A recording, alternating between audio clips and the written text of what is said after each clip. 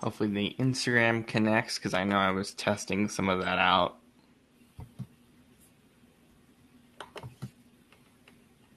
Looks good to me. There we go. Mm-hmm.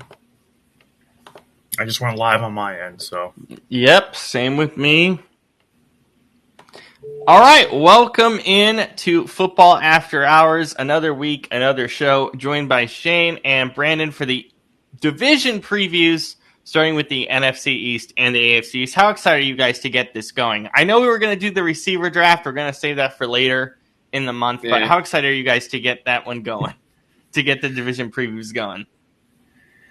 It's good, and I think this is a good starting point for the defending Super Bowl champs, and another, and then the other East division being one that I think is going to look a little different this year. So, yeah.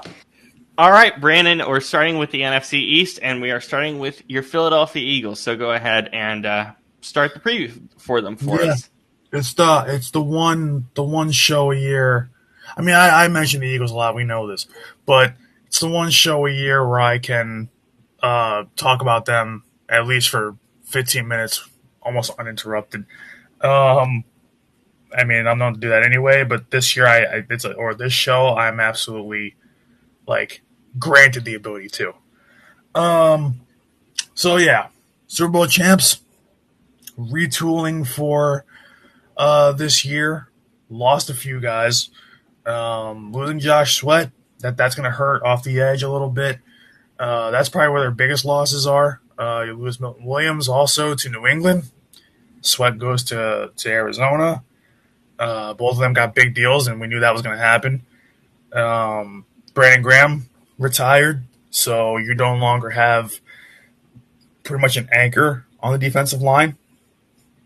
But it does open the way for the younger guys who did get some playing time and who did have some good, valuable Super Bowl minutes to be the full-time starters next year. So you have Jalen Hunt, who played really well in spurts last year. Moro Ojomo, who's now pretty much taken over as another key piece on the line. You're still going to keep Carter and Davis together, which is huge, because both of them in the middle are absolute monsters. If anything, you're losing veterans, but you're getting a little bit faster on the D line. Faster, and I would think maybe even a little stronger. Nolan Smith will finally get a full run of it too. So Nolan Smith was fantastic last year. Set some records in the playoffs. I think that was the most sacks in a 3-game stretch in the playoffs, I think, in NFL history. So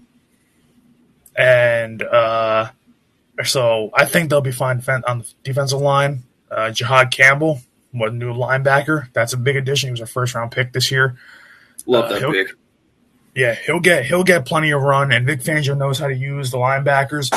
So, this is the guy that made Zach Bond a star last year. So he'll use Jahad Campbell pretty much roughly the same way. Nakobe Dean is going to get his chance when he comes back, but that won't be for a while. So Jahad Campbell's going to have full run next to Zach Bond pretty much as part of the front seven. Corners, you lose Darius Slay, so you lose a veteran. You lose a great veteran. But it's time for the kids to play. So you're going to see another year of Quinyon Mitchell, who to me got robbed. It says before got robbed, defensive rookie of the year. Cooper DeJean, who was also a defensive rookie of the year candidate, who had the pick six in the Super Bowl. So they're going to be just fine. DeJean is probably going to stay at nickel corner. And for CB2, you're pretty much going to have all signs point to Keely Ringo, who's now been there for the last 2 years. So, he's had a chance to sit behind some of the guys and kind of learn and grow. So we'll see what he's got this year. So the CB2 spot is the question mark, how they're going to rotate guys in and out, and if they're going to, leave DeJean in the nickel corner. It seems like that's what they want to do. I don't know if they will. They should. They should, but I don't know if they will. And then you have safety is probably your biggest question mark, I would think, on the defense, because you have, you traded away CJ Gardner-Johnson, who has been starting controversy all off season long, but you've got him now in Houston, which is actually big for their defense. But for us, you have Sidney Brown, who he's good, but he's never healthy, so he's a question mark. And then your only other safety option right now is your rookie who you drafted in the second round, Andrew Makuba. And I like him because he's a ball hawk. They've compared his game a little bit to being like a Brian Dawkins-esque safety. He had 5 receptions last year at Texas, so he can go after the ball, which is nice. So that he should make up for the production that you would get out of CJ.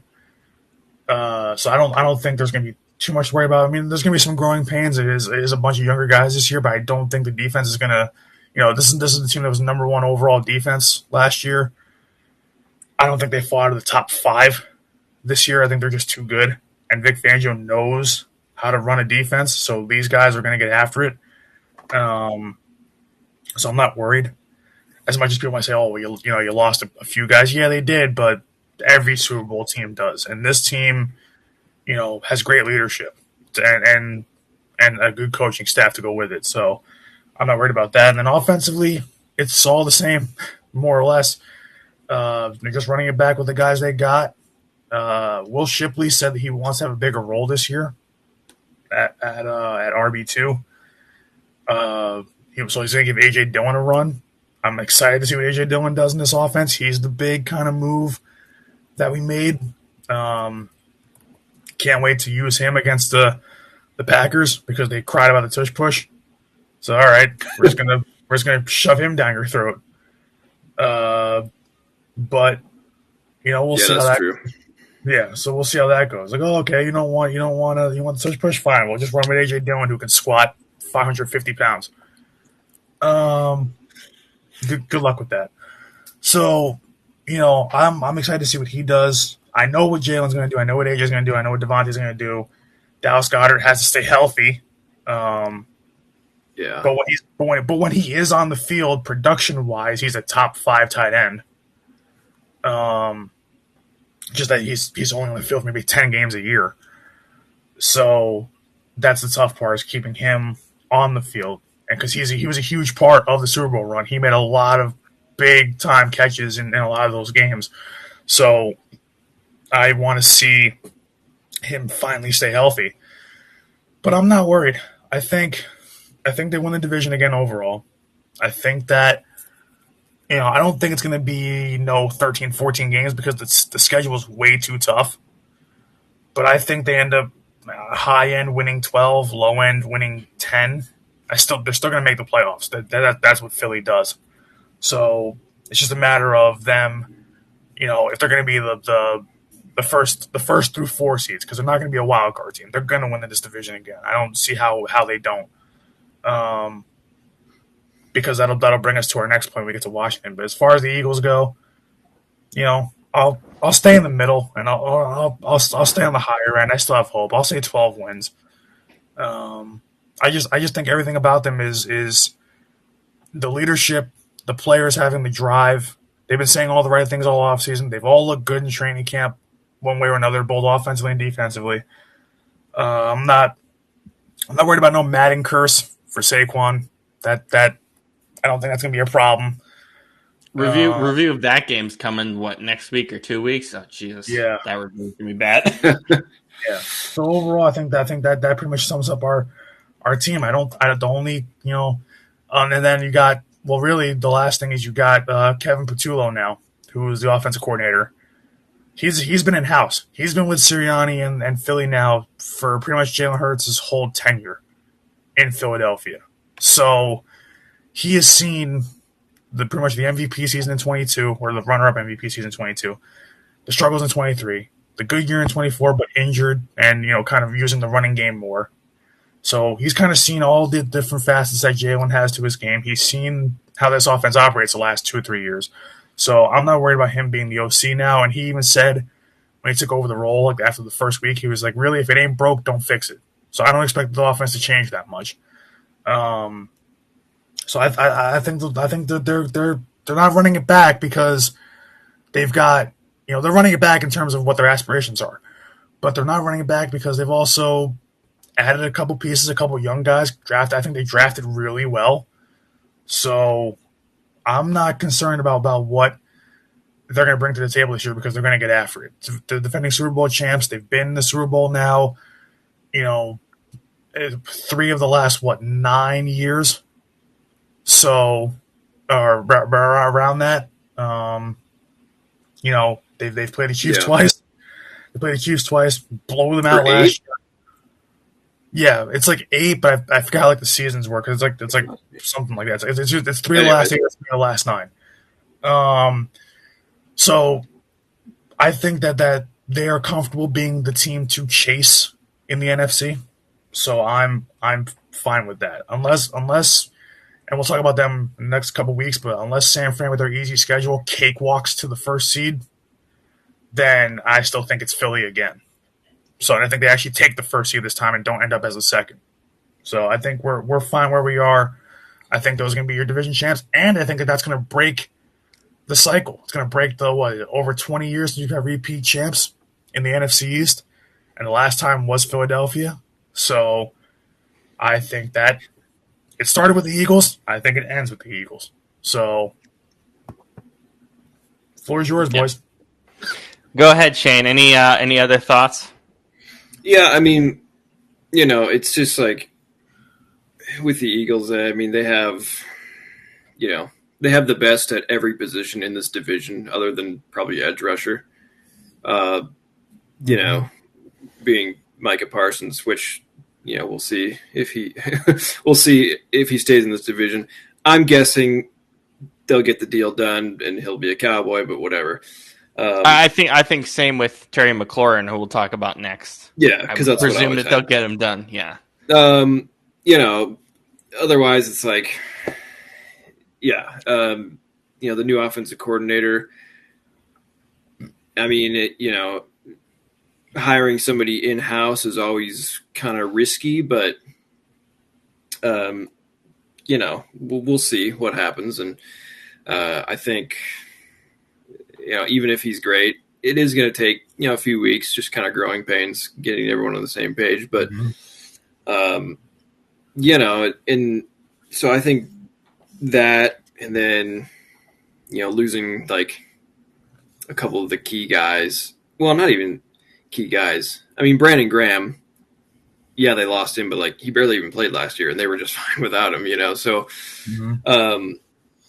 I think they won 14 last year. I think they probably win, 12 this year, maybe 13. It'll be a little tougher, I think, just based off of the kind of the support pieces they lost. Guys like Sweat and Milton, whatever else. But for the most part, I think they're loaded in all the right places, and they have. I mean.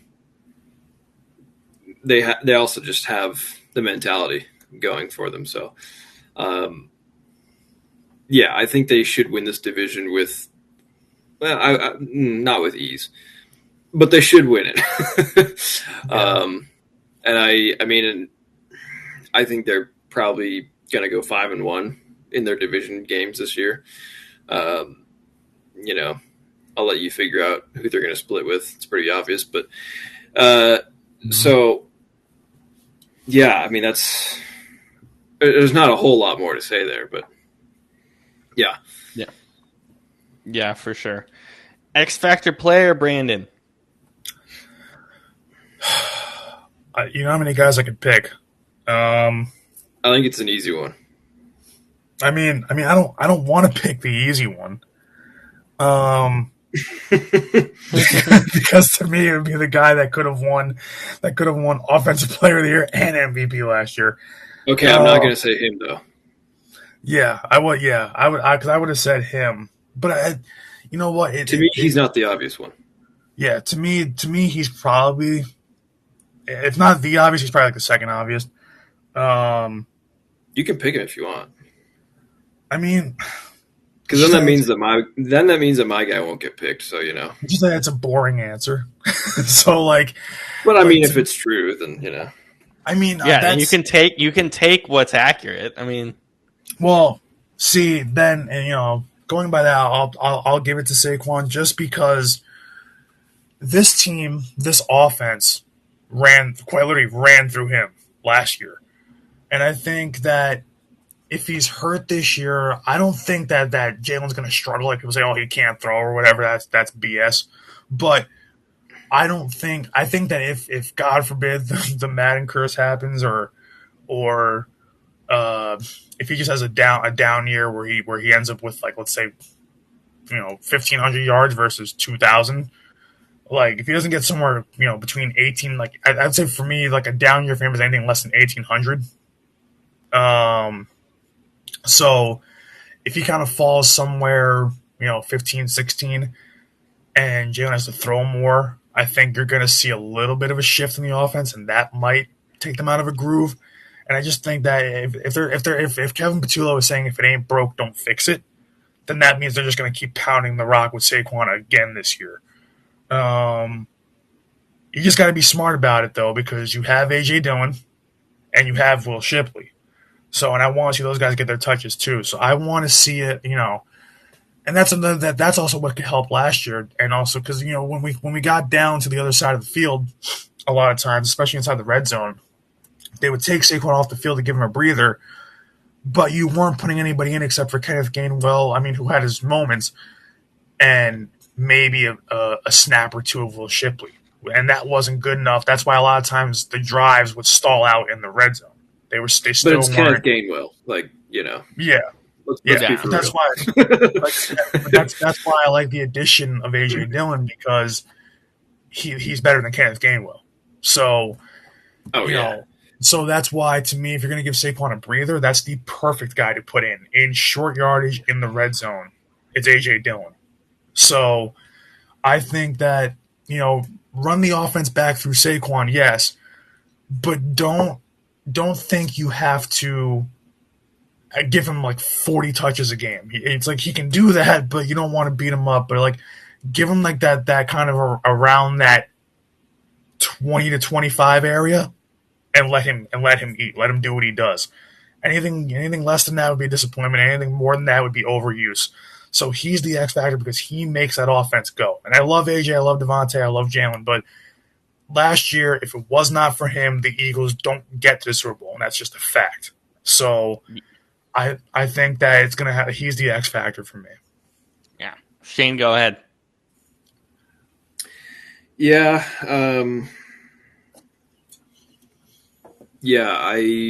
for me,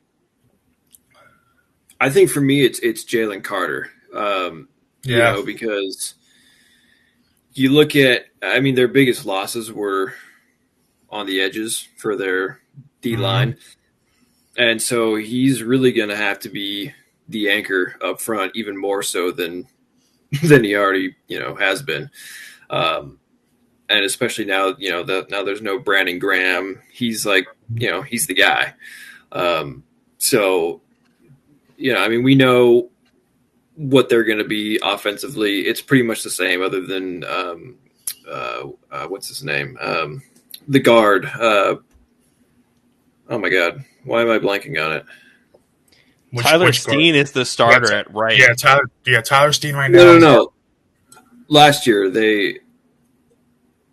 Oh, but losing Mekhi Becton. Mekhi Becton. Oh my God. Yeah, losing my mind. Yes. But otherwise, it's pretty much the same. But defensively, there's going to be some changes, and I think it obviously it all starts in the trenches. So how is he going to be able to lead it and make him a successful unit? I'm also going to go defense. I'm going to go Cooper DeJean. I'm really excited to see what he does year two. I think this secondary is really fun. It's just about how they mesh again in year two, because they're still quite young. but that excites me. This is one of the few teams where you can look at a cornerback room and go, yeah, that's good and young. Most teams that we'll talk about over these next few weeks, they're going to have young secondaries, but you're going to be like, I'm not too sure. This is a team you're very sure I'm about. So I'm upset. excited. I'm really upset that I did not. That I just, for some reason, when I was saying Cooper DeJean like 3 times during my assessment of the team, why I didn't think of Reed Blankenship as the starting safety over Sidney Brown is like, well. I mean, they have to do free and strong. So I mean, Sidney Brown's the starter at free right now, which I mean, yeah, I'm fine with Reed, but I mean, what they do at free, we'll see with Sidney Brown and how he progresses. it's gonna end up being Makuba, I think, as the season goes on. They're gonna start, I think, with Brown, but I don't think he's gonna last. Yeah. Do we really quickly want to talk about Jake Elliott? Because I was debating saying Jake, because that was rough last year at times. I mean, yeah, he definitely. There was about a game or two that he cost us from being the first seed. I mean, he was money in the Super Bowl though, but and Jake always ends up, no matter how rough of a season. Like that was his first really bad season. I don't think Jake's gonna have that happen again. I think he's too good of a kicker to let that happen again. But he's definitely, when the Eagles have needed him, he's come through. I mean, the Super Bowl, what do you have? It was like 3 extra points or 4 extra points, whatever it was, and like 2 or 3 field goals, and he drilled all of them. Pretty much right down the middle, except for one. I mean, but still. And I mean, on top of that, he's got the most points for a kicker in Super Bowl history. I think it is too. So that's crazy to think about because he's played in 3 of them.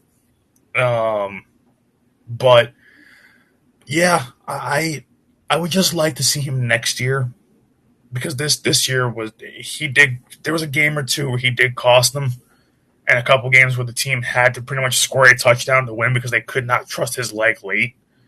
Well, there were just games where, he would make a kick late and the team would have to make a defensive stand on the other side of him making a kick because he'd only be up by 2 points instead of being up by 10 and the game being over because he can't make like 2 kicks a game. So, yeah, I think it's fair to put Jake in that conversation because he definitely needs to have a better year next year. Or I should say this year, but I think it's just a one-off. I don't think he's going to be that bad again. He was literally the worst kicker, I think, from 50-plus last year. So I don't think it's going to happen again. He's too good of a kicker to have that happen again. Yeah. That's from 50-plus. Like, that's, I mean, that is true. Plus, the Eagles played a lot of really shitty weather games last year.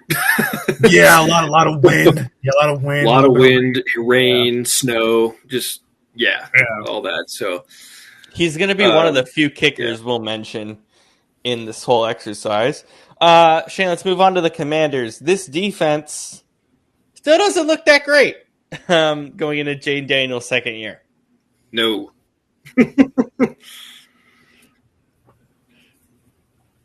But go ahead, Shane, it's I mean, their pass defense last year was pretty solid. Just because they do have a great defensive line, and they have a couple of good corners. So that's, I mean, that's the recipe for a good pass defense, obviously. But they cannot stop the run to save their lives. And based off what they've done this offseason, I don't see that really improving much. I mean, yeah, you have Bobby Wagner, who's obviously great, but he is getting older. He's not as quick as he used to be. And I mean, I really don't like either of their safeties either. And so, I mean, I think their pass defense will be fine. They'll have a good pass rush. They'll be able to lock down receivers pretty well. But, and the other question would be like, what's going on with Terry McLaurin? I mean, I assume, like we were saying, he's they'll work out a deal because that's what always happens. Yeah, otherwise, I mean, they got a stud quarterback. We'll see if he can keep it up in year 2 or if, he has a sophomore slump. We'll see. They greatly improved the offensive line, with obviously picking up Laramie Tunzel. Then on top of that, you have like Sam Cosme, so on and so forth. So, I mean, it's, I think they won, what did they win, 12 last year? Mm-hmm. Yeah, I think this year, I would imagine they pull back slightly, probably win 11. Just because, I mean, when a rookie quarterback has that good of a season, they're bound to have a bit of a sophomore slump. And I'm not saying that's going to happen. I'm just saying history tells us that's probably likely. It's a sophomore slump, but I think it's still a very good year. That's just how good of a quarterback he was last year. Yeah.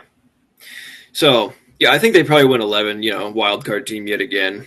I don't know that I see them making it back to the NFC Championship, but they'll be competitive. They'll be in the mix. Yeah. All right, Brandon, go ahead with the Commanders. Yeah, and I don't want to say just because I'm obviously this is my division and I hate the other 3 teams. I'm saying it because I think it's true. I mean, they didn't do anything to get better in the offseason. So, I mean, their big move was signing, was getting Von Miller, but Von Miller is washed at this point. So I don't think that's really going to make much of a difference. I mean, the main guys are still there. Like, Frankie Louvu is still there. I mean, Terry McLaurin, we assume pretty much that he'll be there. Debo, obviously adding him. Yeah, Debo, Marshawn Lattimore, what's his face, Mike Sainer still. Those guys just can't cover the Eagles offense. But and I don't think that changes this year. I mean, they've got a nice receiver core. They actually do on paper. Just a lot of them are just not healthy. I mean, their running game is roughly the same. It's just gonna be a lot of Austin Eckler and Brian Robinson Jr., but both of them are not healthy. Like, health is probably the biggest thing with this Washington team. Health and just, I mean, honestly, is like age. They have a lot of guys who are really young that are kind of in their second or third year, and then a lot of guys who are on their last leg. So, like, there's not really, yeah. It's not a really great mix either. Like, it just feels a little weird. Yeah, like Bobby. Bobby Wagner is Bobby. Like that. He's gonna be good. He always is. But like he's up there, and he didn't make a difference really late in the season for them. And then you have, I mean, Frankie Louvu was inconsistent. Mike Sainer still was inconsistent. He was good, but he was inconsistent. Marshawn Lattimore's overrated. So you've already got problems kind of in your kind of a little bit on your front, your front 7 and in your secondary. And they couldn't stop the run, but they didn't make any moves to bring in guys that can stop the run. So, is it really going to change? I don't think so. They did kind of do a little bit to shore up the offensive line for Jaden Daniels, which is nice. But, especially drafting Josh Connerly. But I don't know if that's going to really be enough, especially when they play better teams that have good defenses. I don't know if that's really gonna help a whole lot. And I just, like Shane said, I think Jaden Daniels, I mean, I don't think he's going to have a bad year. Like, I don't think he's going to have like a CJ Stroud year 2 where he just completely craps the bed.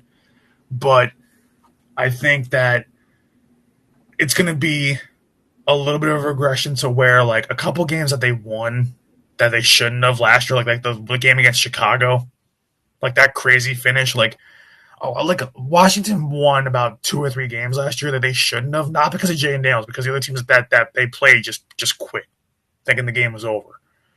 And I think that if you kind of have a couple teams that will finish games against them, and if you have a little bit of a sophomore slump from Jay Nails, I won't say 11 wins. I'll say 10. Like they'll still be good enough to make the playoffs because they were really good last year. I don't think that changes, but I just can't see them winning this division when they didn't do anything to get better. And that's the problem. Like if they got better, I'd be like, oh, okay, Philly's got competition now for this division. But and they still kind of do. But I don't think I think Philly is reloaded, whereas Washington is just like we're just going to run it back, and that's the difference. So, and that's pretty much a 1 or 2 game difference in your division.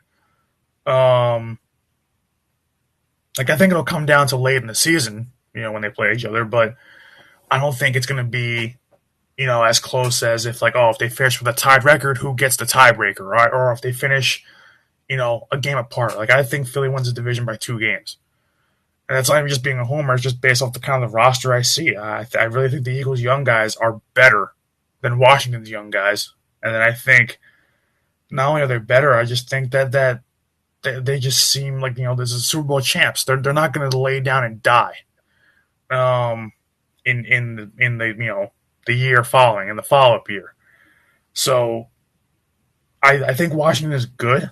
I think Jay Nails is really good. I just think that sophomore slump and not making the roster really better, really that much better, is going to be a little bit of a downfall for them. So they'll still be a wild card team, but I'm thinking about 10 wins. Yeah. They're very much the same. Yeah. Oh, yeah, absolutely. 100%, very much the same.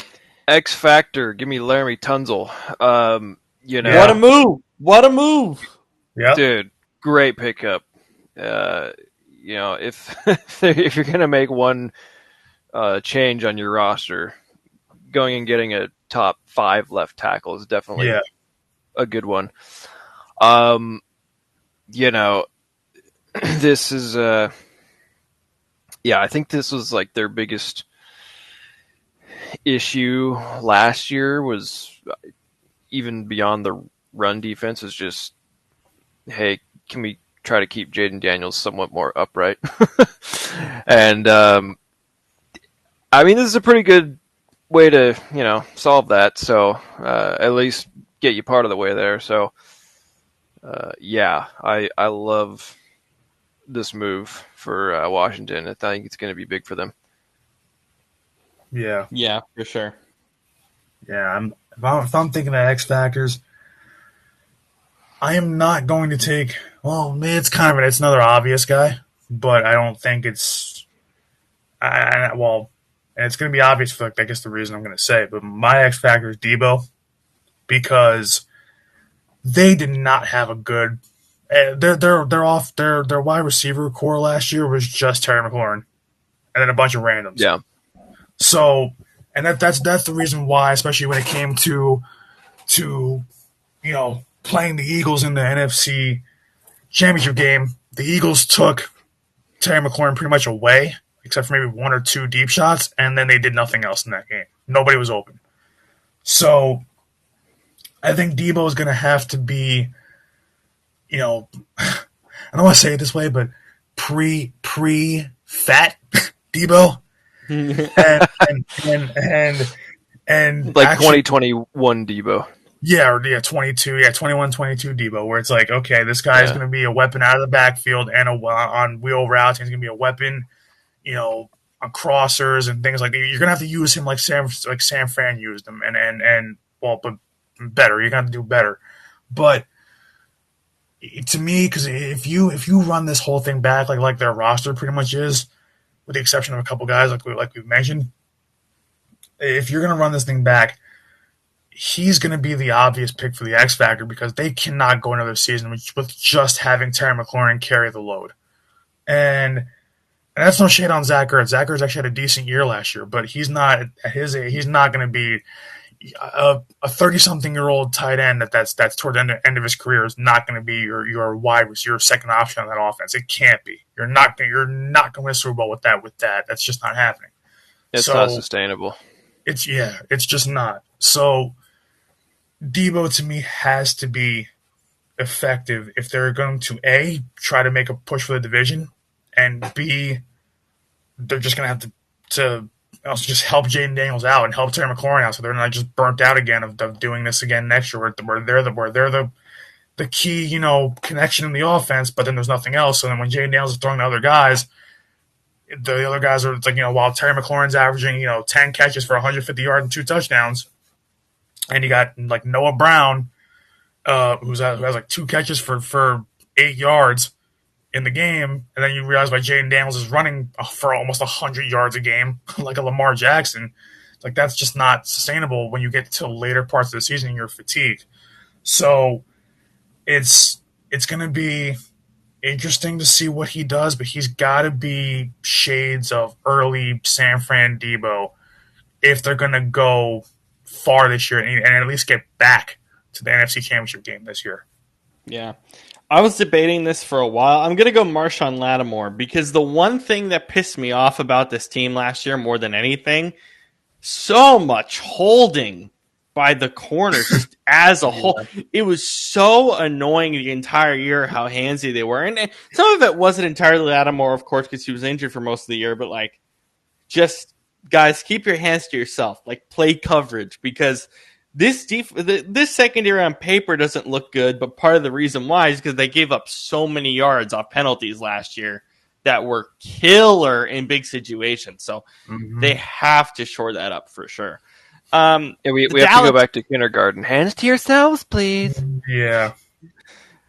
The Dallas Cowboys. Can we talk about Jerry Jones? I think that's all we have to talk about, right? Right, Brandon? Like, let's just talk about Jerry Jones because that's all we did last year. We're talking about the Cowboys, and that's all we're doing this offseason, apparently.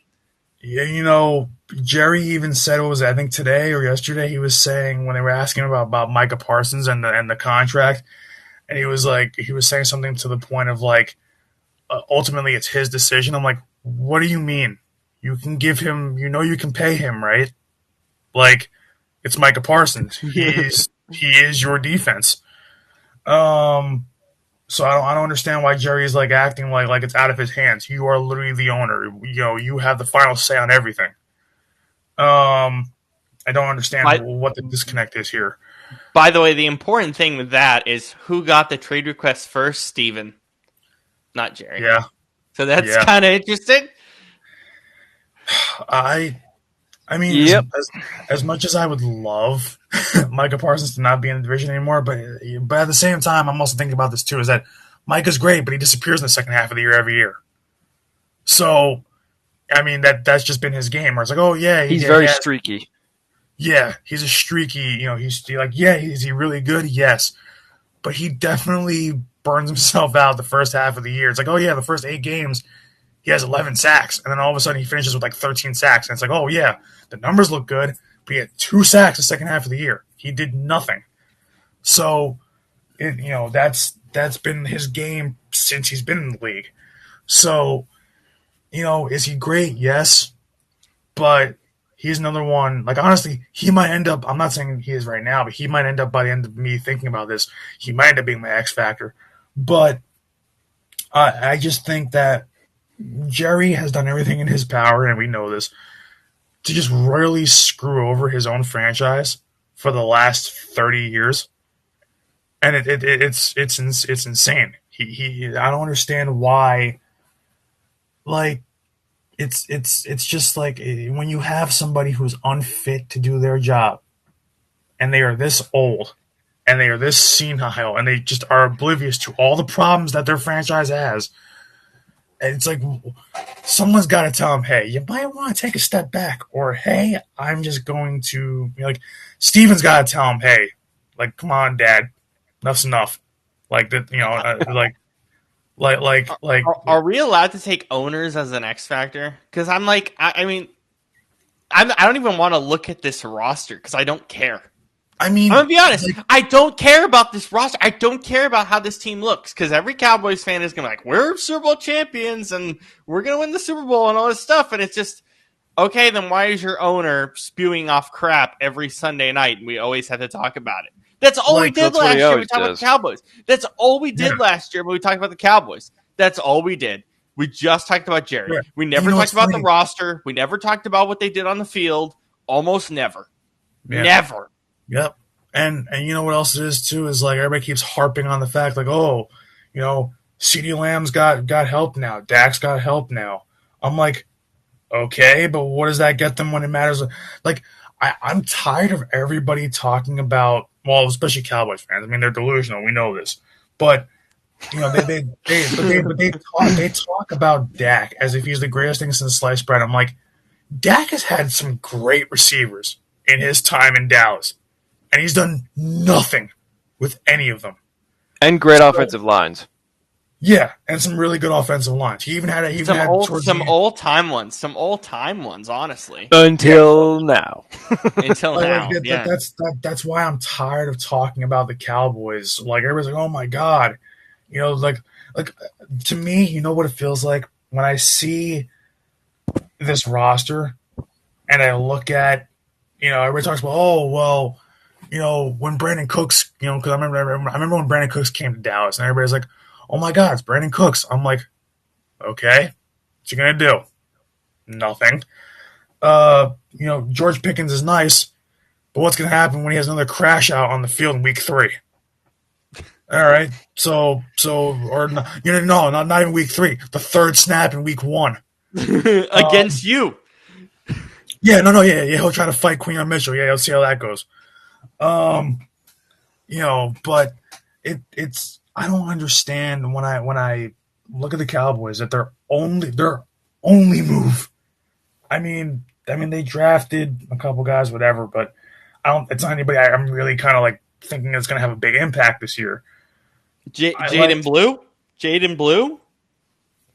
I mean, that's probably it. Maybe. Yeah, maybe. I mean, their running back room is terrible right now. It's just a bunch of veterans. Just a bunch of just pretty much guys, just veterans.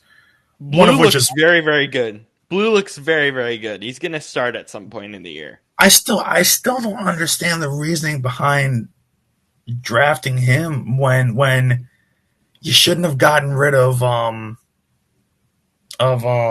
my god, why is he escaping me right now?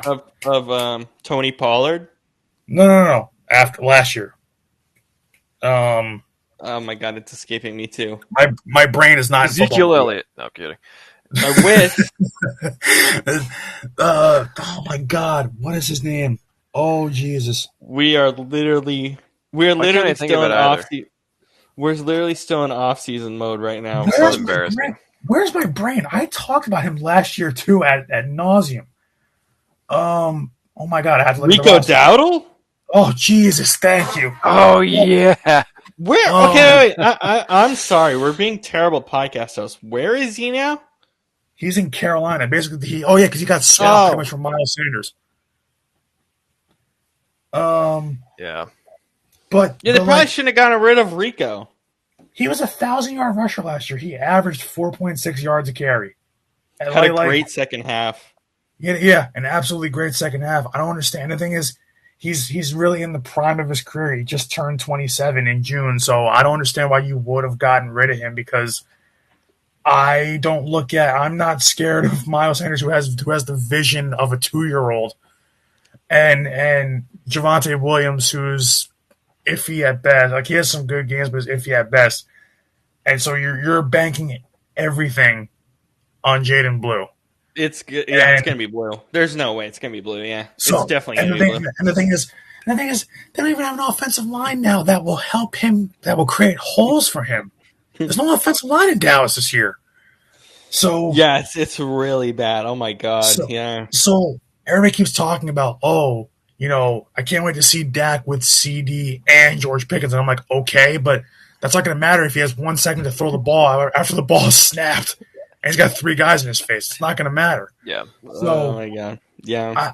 I can't see, that's why, Dallas. And the thing is, too, even if George Pickens has a great year, I don't think their defense is good enough to win, to sustain leads if their offense gets out to a lead.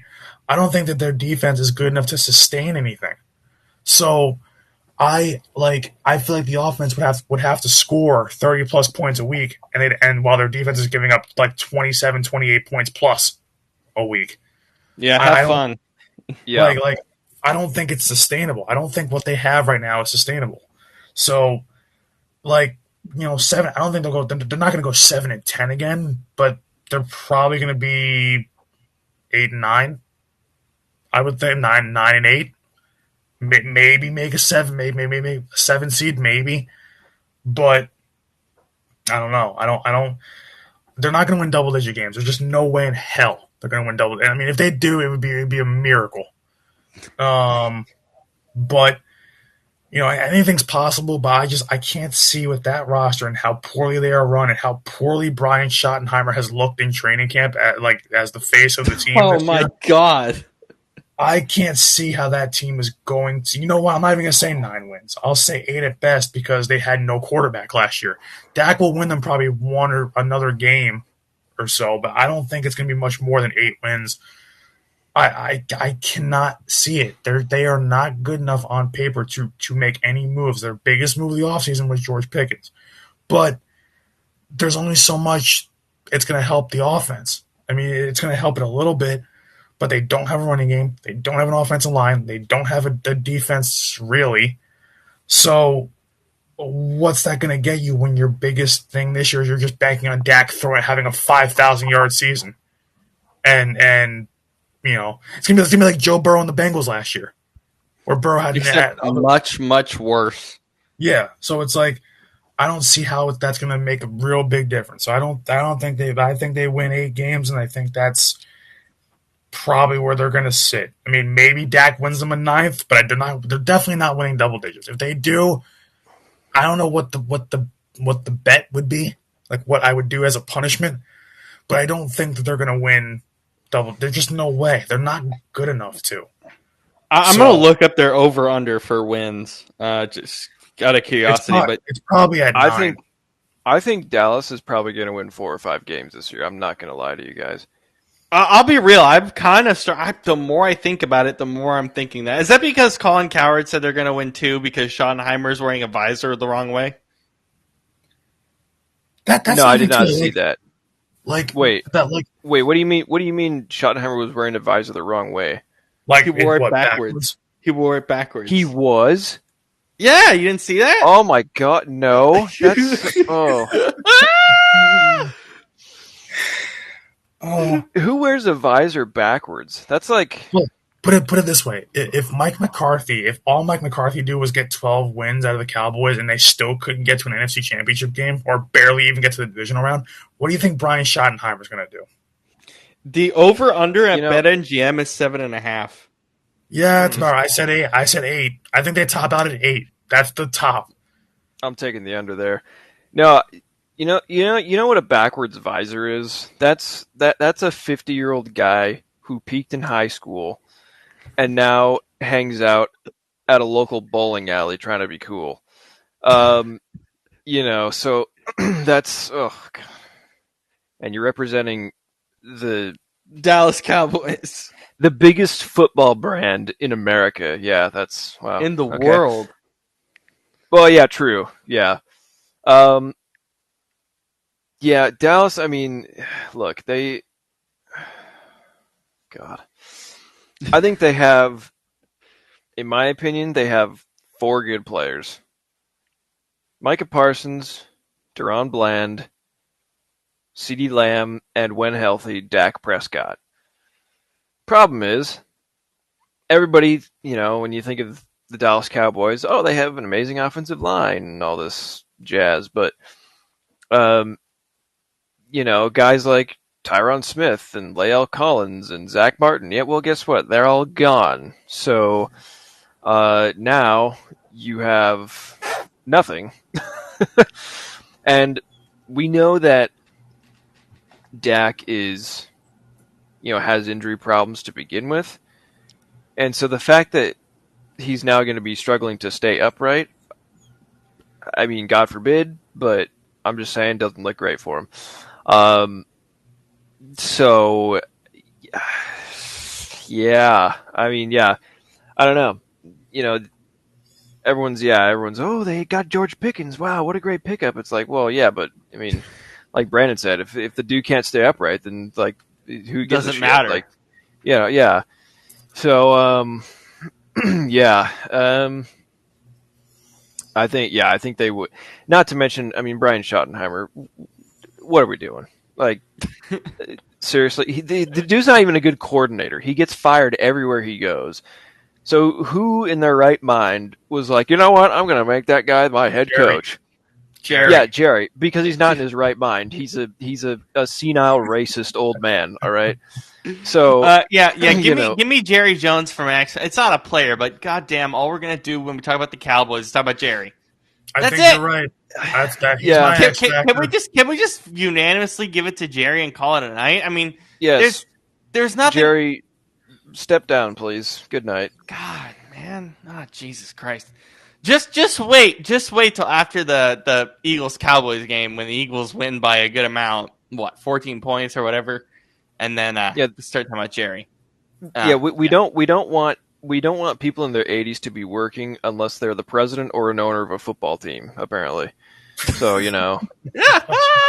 like that's very true. Not wrong. Like let's just nip this in the bud and move on. All right. Yep. I think they're going to finish last in the division over the Giants. Oh, absolutely. At least the Giants have a defense.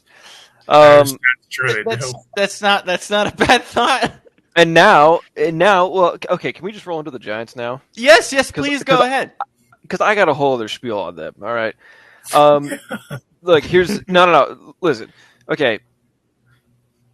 Honestly, the Giants, outside of quarterback and offensive line, they have a pretty solid roster. Like, I mean, it's not amazing, but like, you got guys like Brian Burns. This receiving core isn't that good, minus Malik. Malik Neighbors is great, but like, I think the wide receiver position, especially in the NFL, is extremely overvalued. When you look at all the best receivers in the league, they're not as big of a difference maker as most other positions. I mean, a lot of people would consider A.J. Brown like the probably fourth or fifth best receiver, but I mean, let's be honest. The Cowboys. Oh my God, the Eagles. Jerry is infecting our minds. The Eagles did not get as far as they did, in my opinion, at all, because of A.J. Brown. Yeah. Okay, it was because of the consistency from Jalen Hurts, Saquon, the offensive line, and the defense. Yeah. Anyways, that's a whole side topic. They got Malik Neighbors, a couple other guys. They're fine. I'm not, whatever. But then, on defense, you got like Brian Burns, Dexter Lawrence. I mean, that's a really good pass rush right there. They picked up pretty good. They picked up Odebo and Holland, so that secondary is going to be fun this year. Yeah, really good secondary too. And the difference, I think, between this year and last year is, last year their quarterback situation was Haniel Doñez, otherwise known as Daniel Jones, who, he looks like Eli Manning's, 90 IQ younger brother. I am not excited to talk about the Colts this year, dude. And then absolutely me neither. But so you have him, Tommy DeVito, whose agent looks like the Boston Celtics logo, and then you have with Drew Lock, which I love Drew. I know him personally, great guy, but when you're relying on him to be your starter, that's not a great sign. No offense, Drew, love you. But anyways. Can I move that to this quarterback room being as weird as Russell Wilson, James Winston, and Jackson Dart? That's bizarre. This is so funny. I mean, okay, first of all, Russell Wilson. All three. I would take all three of these guys over the three guys they had last year. Oh, of course, literally all of them. So I mean, right away, your quarterback play is going to be way better. The problem still is just the offensive line, really, mostly. And even with the improved quarterback play, it's not like it's going to be great anyways. So, I do like Andrew Thomas, their left tackle. He's got to stay healthy, though. Yep. Right. But besides him, this line's pretty bad. So, so they what did they win last year? 4? Did they win 4? Why can't I remember? I'm looking right now. No, They won 3. They won 3. Yeah. Okay. Well, just Not because the- they have more stability at quarterback, I feel like this year they're probably going to win like 5. 5, yeah, maybe 6. Do we think Russell Wilson and Jameis Winston is stability? It's just weird. I mean, Dude, it's better than Daniel Jones and Tommy Daniel DeVito. Jones and Tommy Cutlets. Yeah, dude. Yeah, it's better than that, but by how much? I don't know. Like I by a can't lot. wait to see a game where Russell Wilson wins it like a 10-7 game by 150 yards passing and 1 touchdown and 1 pick, and then the next week they pivot to Jameis Winston, who has 400 yards, 4 TDs, and 6 interceptions, and loses the game. Yep. And he has like, dude, just imagine the locker room speeches between the two of those guys. I mean, you have seriously, like you have Jameis, who's like just on an island when he's speaking, and then Russ, who's also on an island, but for a completely different reason. He's just like Mr. Optimism. It's like, this team could be down 50-0. He's like, all right, guys, let's go win this game. I know there's some people in the locker room who are just like, dude, shut up. Like, it's, anyways. That's, I think Giants I think my order is going to be Eagles win it about 12-5. The Commies get second about, 11-6. And then, Giants probably win. I'll give them 6. I'll be nice. You get third place, and then Dallas wins 4 and finishes dead last in this division. X Factor player. Give me. God.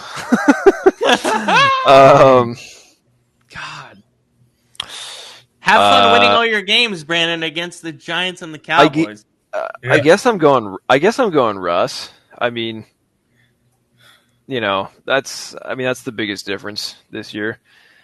So, yeah, just can he make this offense not look so anemic? That's really what I want to know. So, Brandon, go ahead with the Giants and your X Factor. Yeah, I feel like Shane. The Giants won't do a whole lot. They're just not going to. I mean, they're going to win a few more games because of their quarterback, but that's really it. I mean, a lot of Giants fans, and even on our Fox 5 station here, they keep like the freaking sports desk keeps saying like that they want Jackson Dart to start later in the to start at least half the season. I'm like, no, he's not going to. Unless this team starts 0-6, he's not going to. That would be incredibly poorly mismanaged. There's also Jameis ahead of him too. So yeah. So there's literally no point. Starting.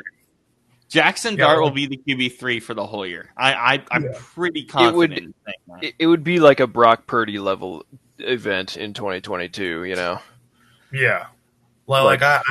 They both get hurt, and then I just can't see a world where I get Giants fans being optimistic, but he's not going to start this year, unless the world ends,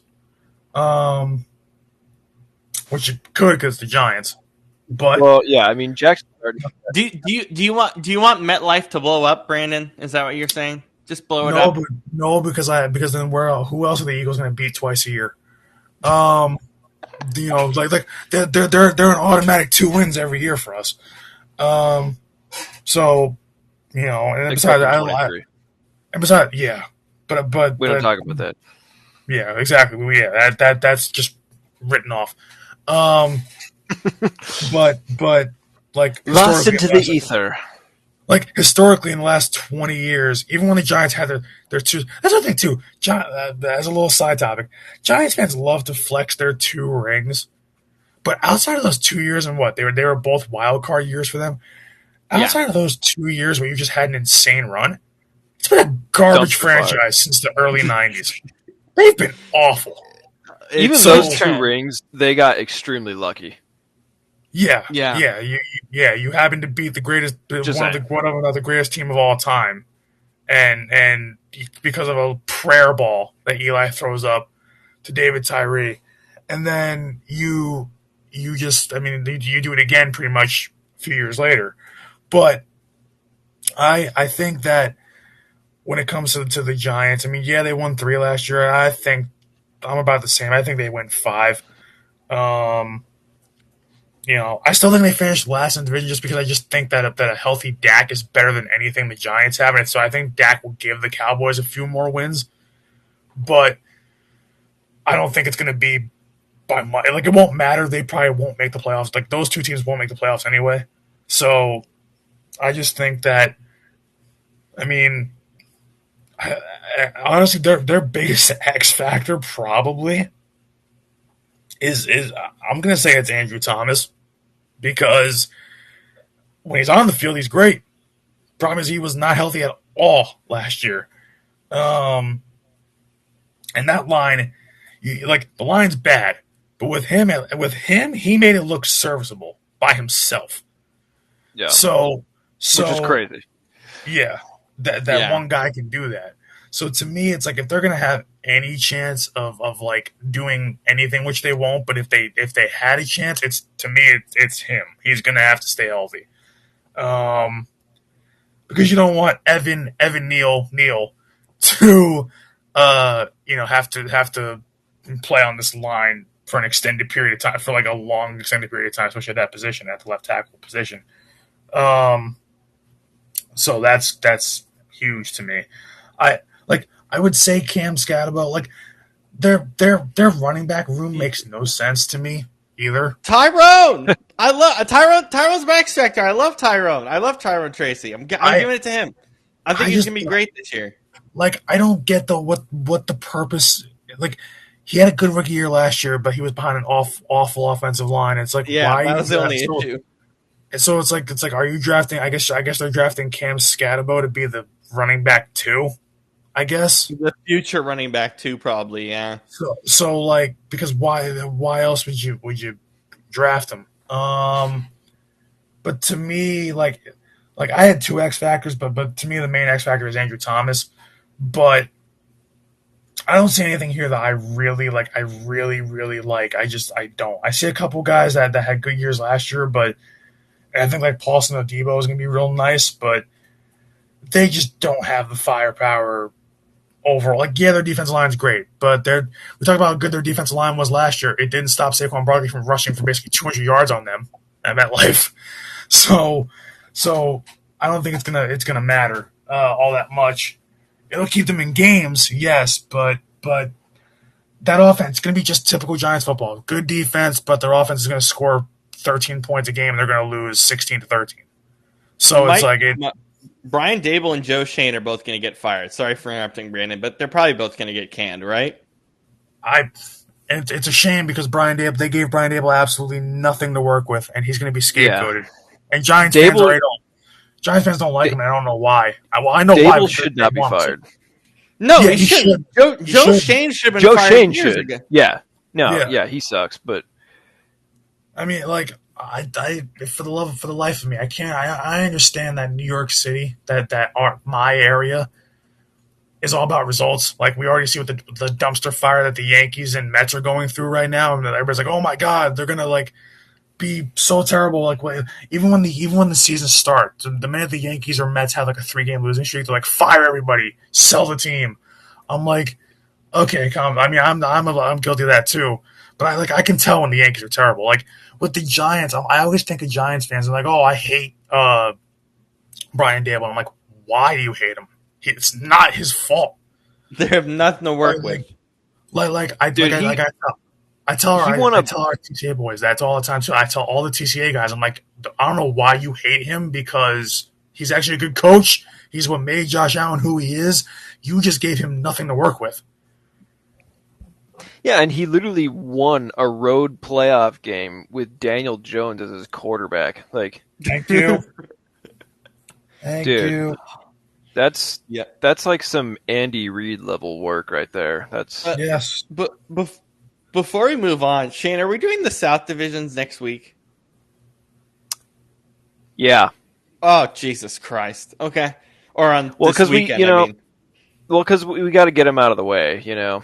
It's like Can we please just it's make it like the quickest show ever? yeah. Because That's gonna be a fast one. please make it a fast weekend show. Okay. Shane, I'll get you started on the Buffalo Bills. You can open up the AFC side overnight. Do they win the Super Bowl? Well, Can they get there? Can they get to the Super Bowl? I think they're my current AFC favorite.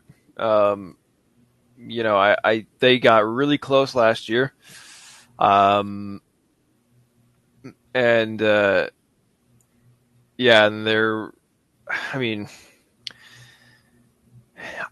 I look at the Chiefs, which is obviously the team that, stopped them ultimately. And I think they're taking some steps down. And, I look at Buffalo and, their secondary could use some work. Their receivers are, a little weak, but, it's like, did it really matter that much for them last year? No. You look at the top, basically 3 teams in the AFC last year: Kansas City, Buffalo, Baltimore. Mm-hmm.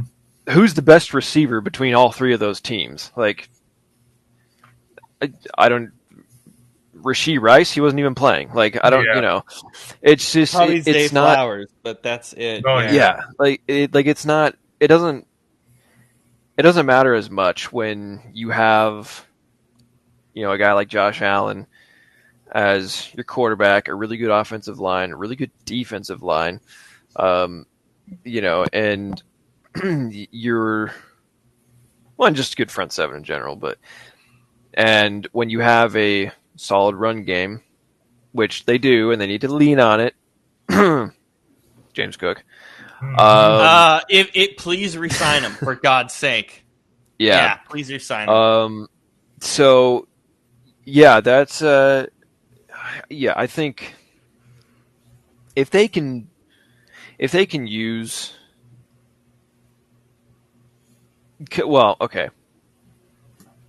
Full transparency, my X Factor player is James Cook, because if they actually use him properly instead of just relying on Josh Allen to play hero ball, they should win the AFC. I don't. There's no reason why they shouldn't. Honestly, yeah. Are the Chiefs any better this year? No. Than I think they're worse No. this year. Yeah. I think the Chiefs are worse.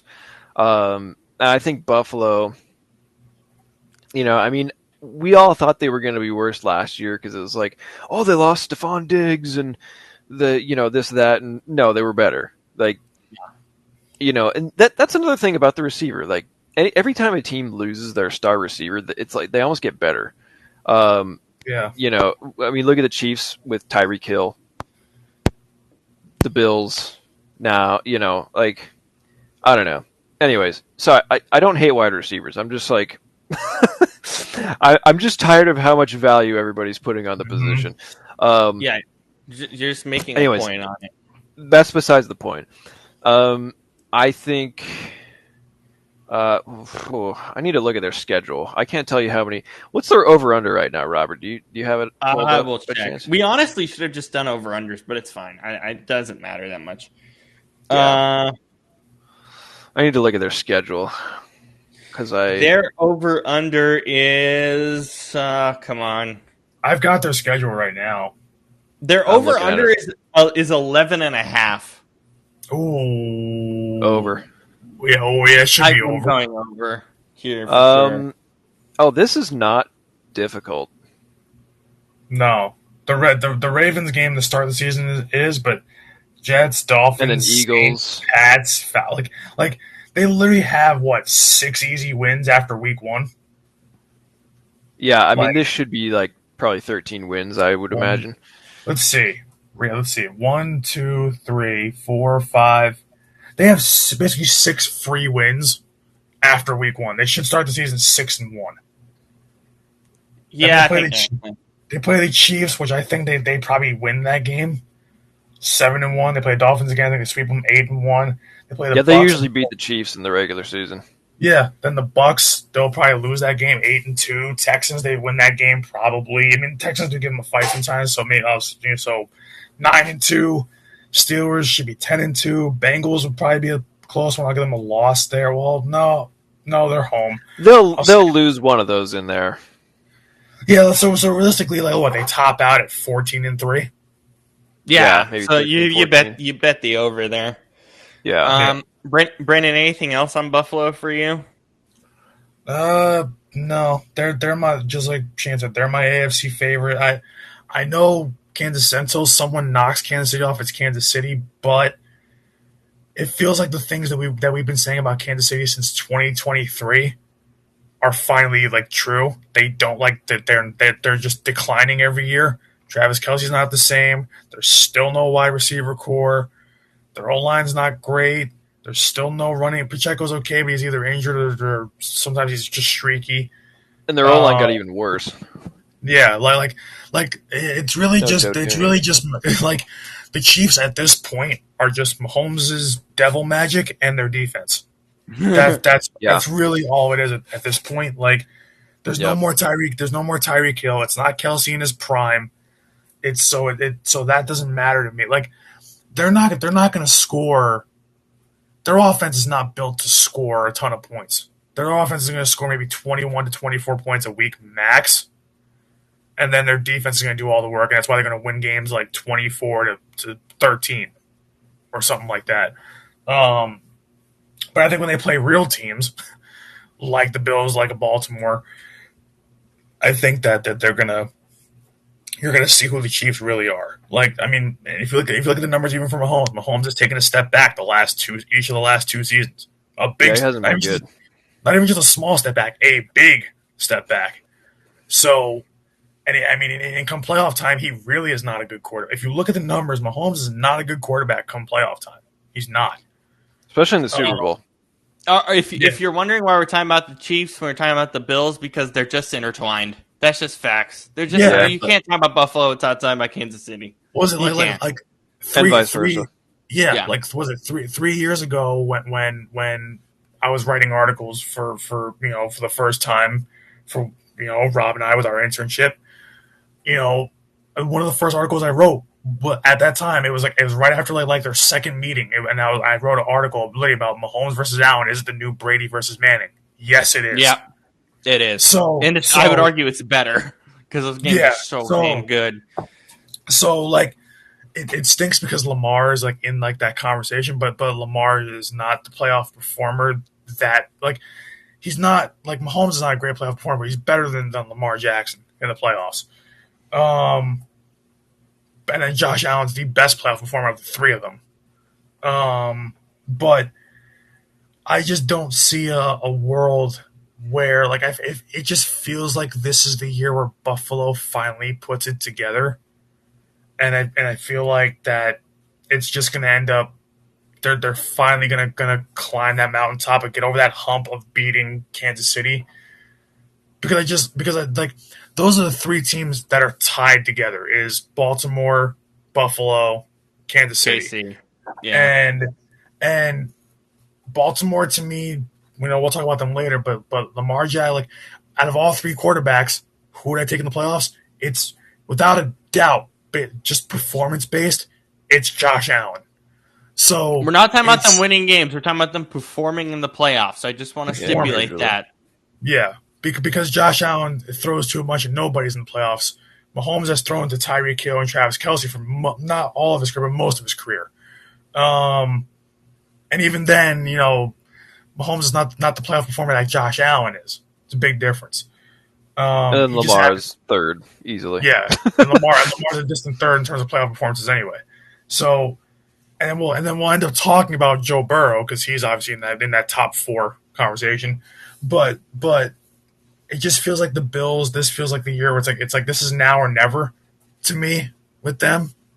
It's like, okay, this seems like it's not your last shot to make the Super Bowl. Forget winning it, just make it. But it's getting close, though. It's getting very close year on year. It feels like that window, like this, like when we were saying about the Niners getting to the Super Bowl a couple years ago. Well, in 2023, we were saying that was their best shot to win, and then their window closed. Like, I don't think the window's going to close that fast on Buffalo, but I feel like this is their best shot to get there. If they don't, it is wide open right now. Yeah. Yeah, like Super Bowl this window feels like this has to be it. So I don't know, what it's going to look like, but I definitely think. I mean, they were 13-4 last year. Their schedule is really easy this year, outside of 3 or 4 games. So I think they're probably going to end up on the low end, with just having the same record again. I think they end up getting the. I think the playoffs run through Buffalo. And that's going to help for Buffalo's sake if Kansas City or even Baltimore comes to play them in Buffalo in the cold, in the snow, in 2 feet of snow with Bills Mafia. Yeah, I mean because that's what helped Philly last year, because Northeast winters are brutal. So it's going to be different. It's going to be no different if the Bills end up getting home field plus the bye. I think if I had to give an X factor, are we all taking James Cook? I mean, it should be, right? Because how many times on different shows have we said for the last 2 years, run the damn ball with James Cook, please? So, and the thing is, they don't do it. Like they're sitting back wondering why they lose games, 30 to 27. When James Cook is getting 12 touches the entire game. Why? Because if you give him more touches, you control time of possession, because that's what Philly does. They run the ball a lot. Though you have a good running back in James Cook, who's a 2-time Pro Bowler back-to-back years. You have a guy that can be a 1,500-plus yard rusher every single year if you just give him the damn football. So there's no reason. And your defense is less exhausted. That too, and that was a big problem last year because their secondary was terrible. I mean, it was terrible to begin with, but it didn't help when you were having 1.5-minute scoring drives. You were scoring so fast, but your defense is on the field constantly.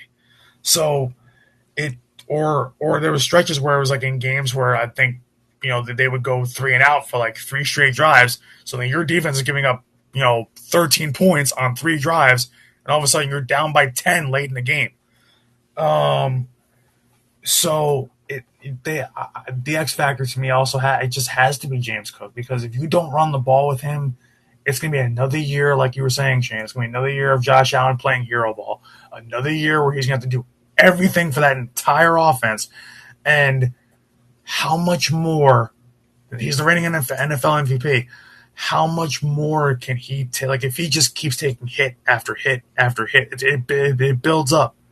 So I don't understand why they wouldn't run the ball more. You're going to have to. And the thing is, if you've learned anything from watching the reigning Super Bowl champions, they ran the ball a ton. You know how Baltimore got far last year? They ran the ball a ton. So, the Chiefs keep saying, not Chiefs. The Bills keep saying, we can't get over the hump of beating the Chiefs. But you have a running back that you don't use. Maybe use him and see what happens. Yeah, definitely. The Miami Dolphins, they have, let's go week 9 on, home against Baltimore, Buffalo, international game against Washington, home against New Orleans, at the Jets, at Pittsburgh, home against Cincinnati, home against Tampa, at New England. They're literally at home a good chunk of the second half of the year, which is pretty big for Miami, Brandon. Yeah. Lucky how that worked out. Yeah. I mean, but here's the thing, though. I still don't trust the Dolphins as far as I can throw them. Because it's still Miami. Like, they are still, I'm looking at their schedule. It's like the first half of the year is all, I mean, just like the Bill. For some reason, the AFC East plays each other a lot the first half of the year. I don't understand why. I don't know why that's a thing, because literally the Dolphins have 3 straight games against the division. Three out of their first 4 games against the division, but 3 straight from week 2 to week 4 in the division. And they're all, what are these? And 2 of them are primetime games. Oh, good God. Good grief. Yeah, it looks like they're going to have 3 cold weather games. Yeah, but even so, they're so early in the year, it's not going to matter. Like, should they beat the Colts? Yes. Should they beat the Patriots? Maybe. Should they beat the Bills? No. Should they beat the Jets? Yes. Beat the Panthers? Maybe. Yeah. Chargers? Yes. No. Chargers? No. Browns? Maybe. Yes. Falcons? Maybe. Ravens? No. Bills again? No. Commanders? No. Saints? In international waters, by the way, for that one, in Washington, so have fun. Yeah, but then again, like Saints, yes. Jets again, yeah. They usually split, don't they usually split with the Jets? They're going to split with everybody in the division, probably minus Buffalo. Yeah, Steelers, maybe.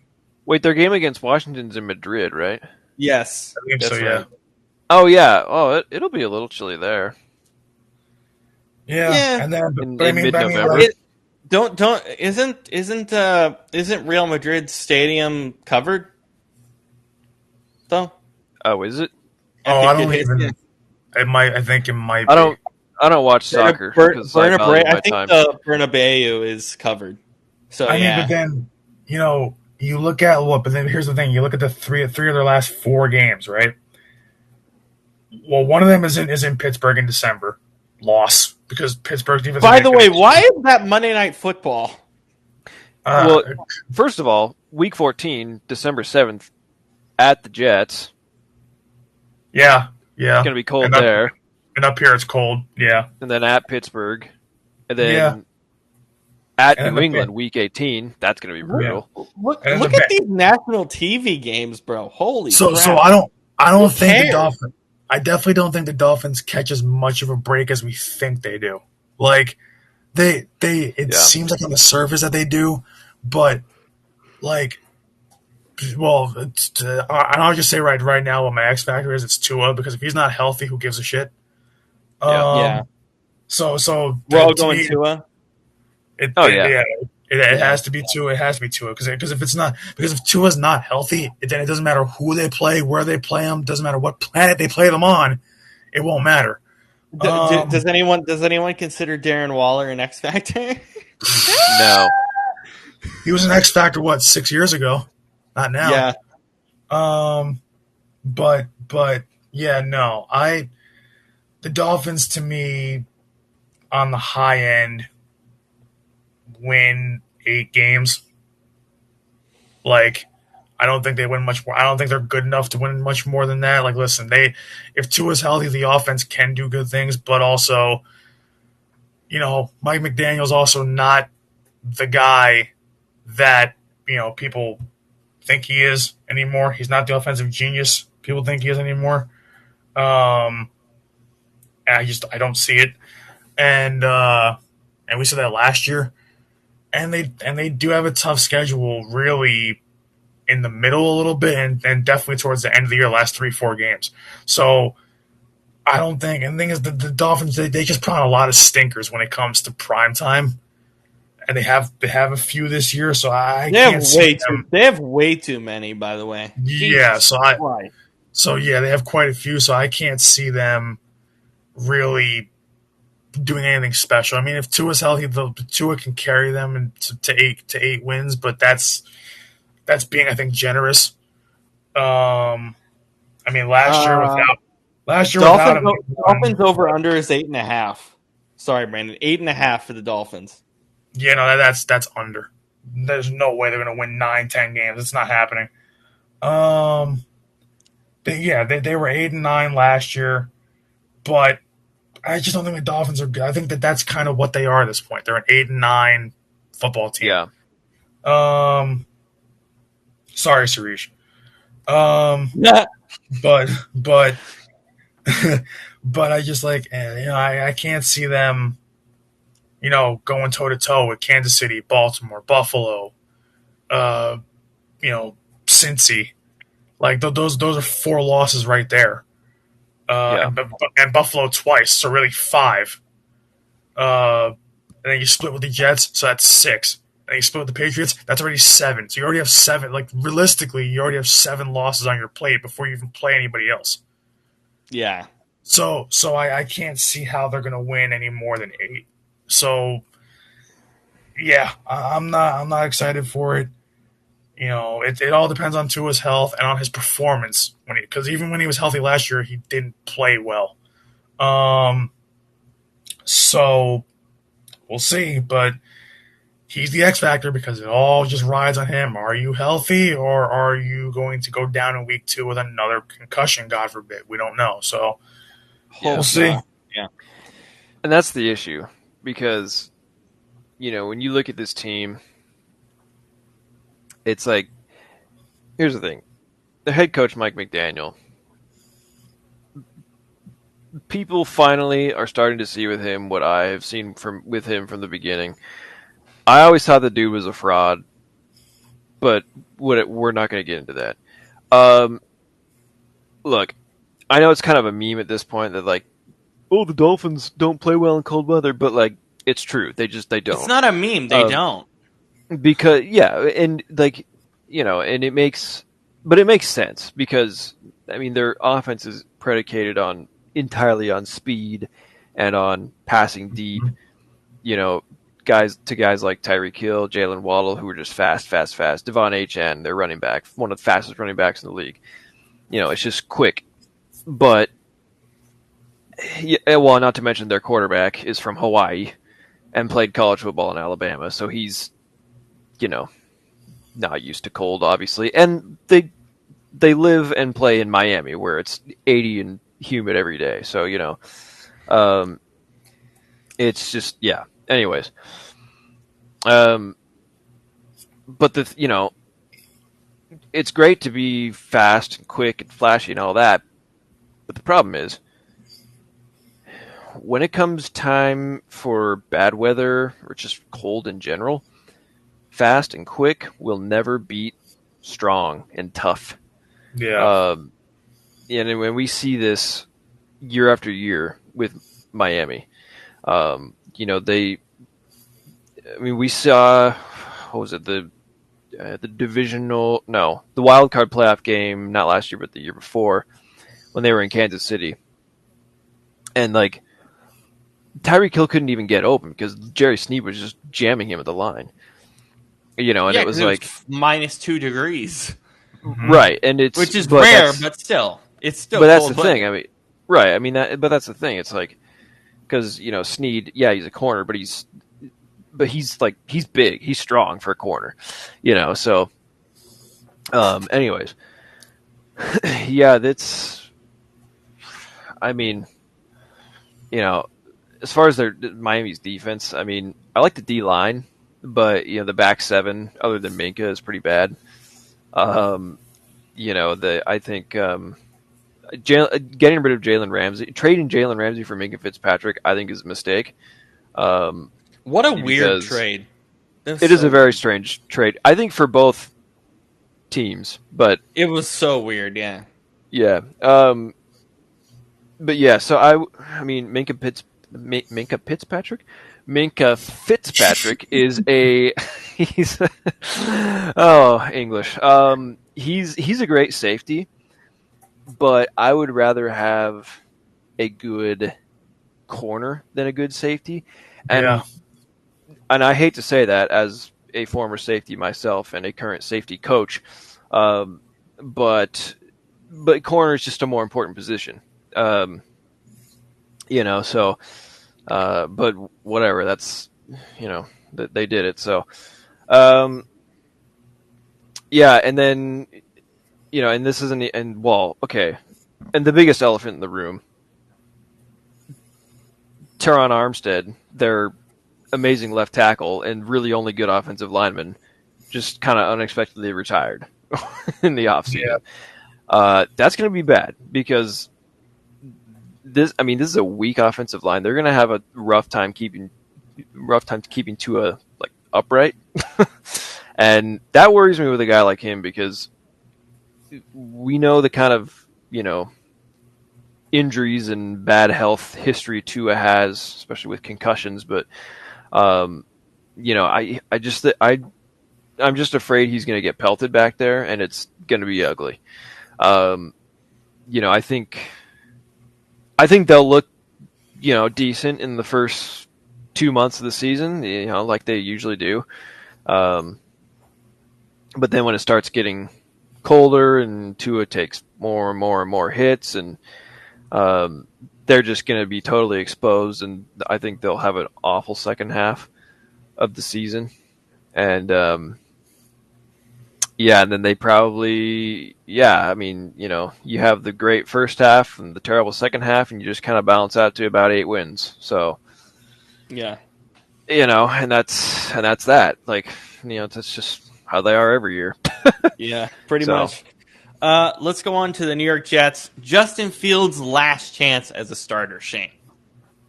Yeah. Can we just move this guy to running back already? Like, the hell? Jets, man.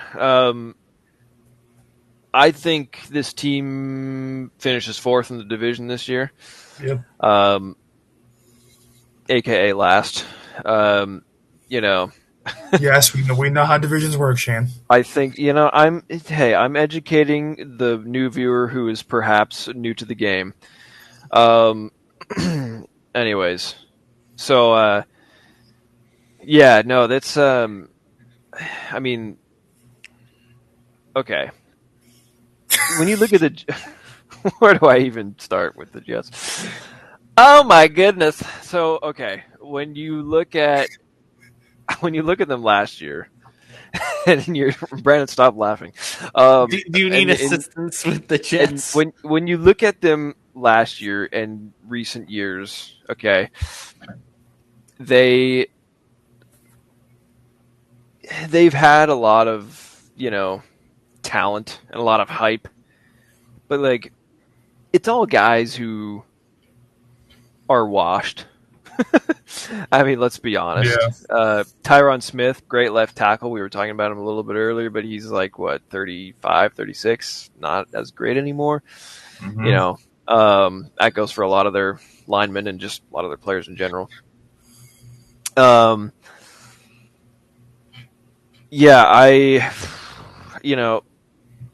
really liked. I'm in the minority who really liked Robert Saleh as a head coach. They were consistently a top 5 defense under him, and and the offense.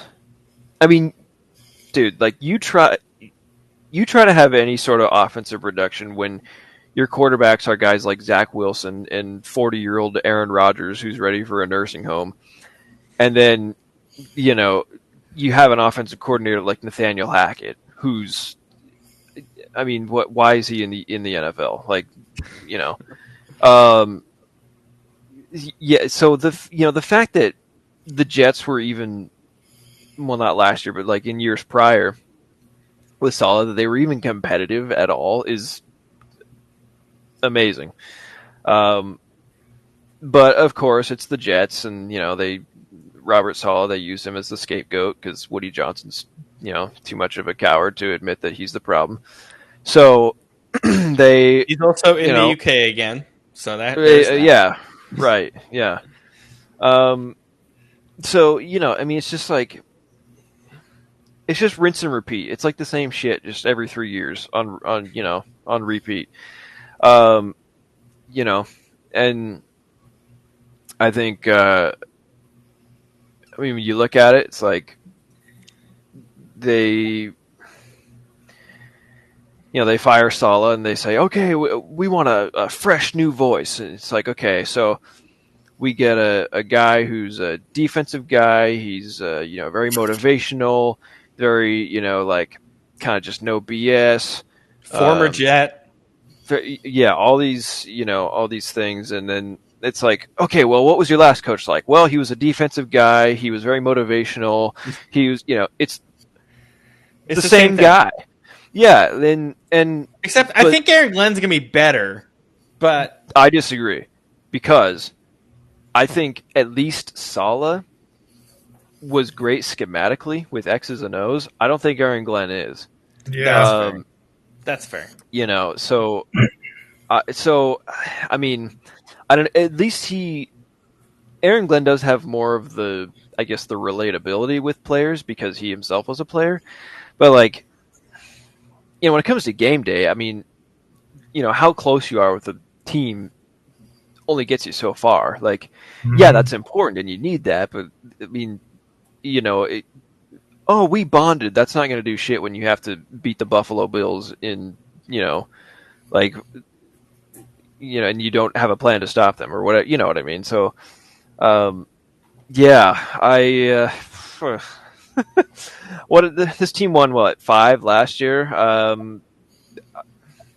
I'll give them 3 this year. I mean, not to mention you lost quite a few good players that were, beneficial for you. Regardless of what we think of Aaron, he did have an okay year towards the end of the season last year. Yeah. Certainly much better than anything Justin Fields is going to do for them. But yeah, and then what else was there?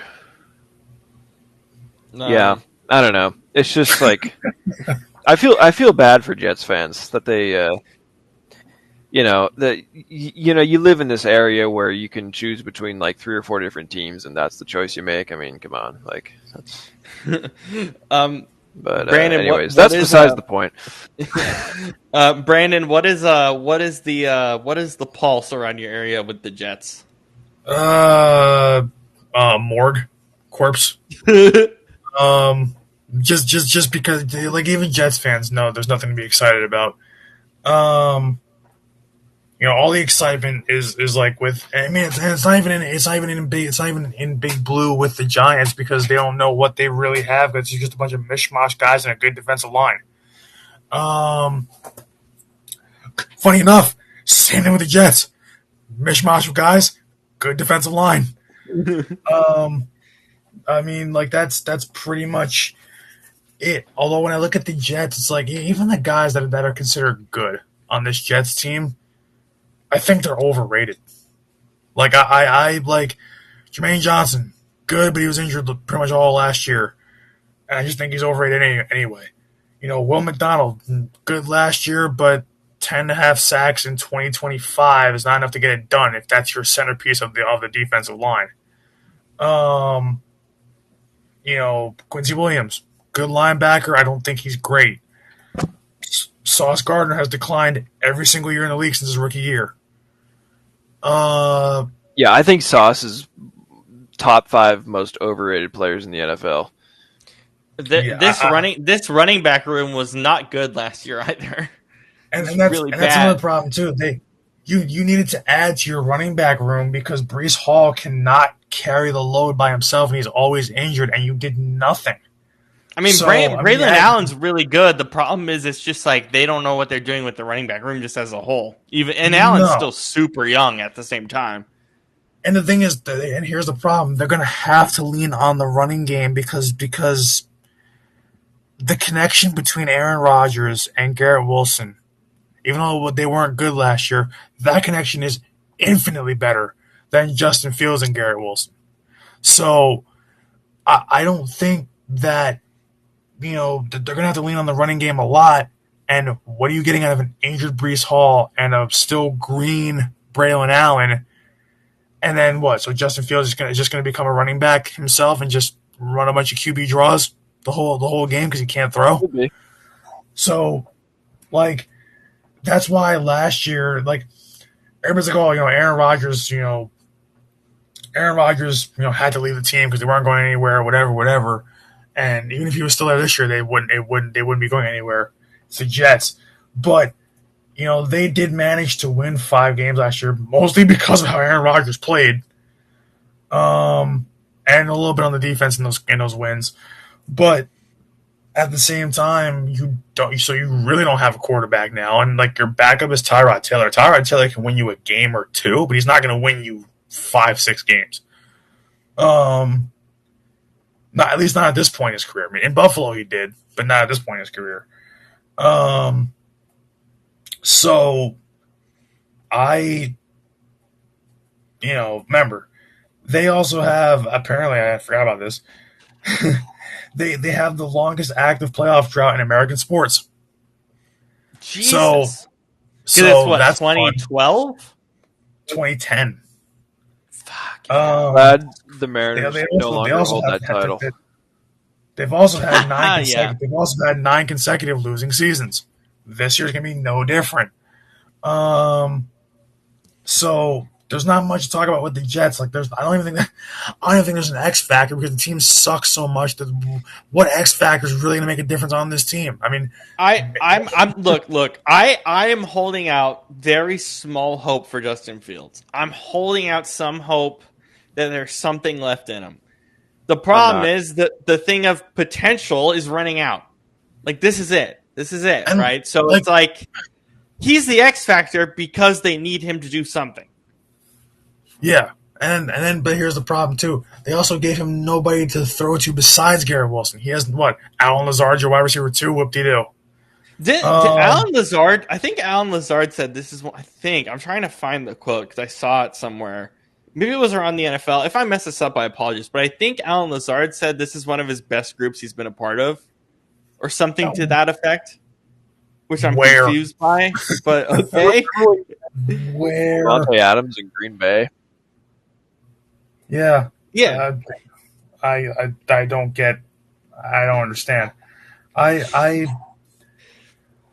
like when your secondary option to Garrett Wilson is Alan Lazard, and then a couple guys that were just there last year. You're not going to do a whole lot. So no. So it's like, and Justin Fields cannot just throw to Garrett Wilson all year long. Like last year, Justin Fields was throwing for when he was playing in those 6 starts he made with Pittsburgh. They were 4-2, but it was because the defense carried them because all Justin Fields was doing was throwing just wildly inaccurate passes to George Pickens and calling it a day. So And that was still when the defense was pretty fresh and could, So what do you think is going to happen this year? They might start off, that same way with them winning games with Justin Fields, but not because of him. Their defense will carry them, and then eventually after the first 3-4 weeks of that, it's going to be typical Jets football. They're like Jets fans thought that it couldn't get worse than Aaron Rodgers. Oh, watch, it will, because Aaron Rodgers at 40 is still a better quarterback than Justin Fields if Justin Fields took steroids. So I don't understand. And the thing is, this is coming from somebody that wanted to see Justin Fields start the rest of the year for Pittsburgh last year. But I don't see anything to be excited about with the Jets. And I'm sorry, Jets fans. I'm sorry for people in my area, but it's the Jets. Like, at the same time, you shouldn't be offended because you know what your team is. You know they're not going to be any good. It's the Jets. It's just like it stinks because New York sports needs something to change because New York sports has been terrible outside of the Knicks lately. So, but it's not going to be the Jets. It's not going to be the Jets or Giants.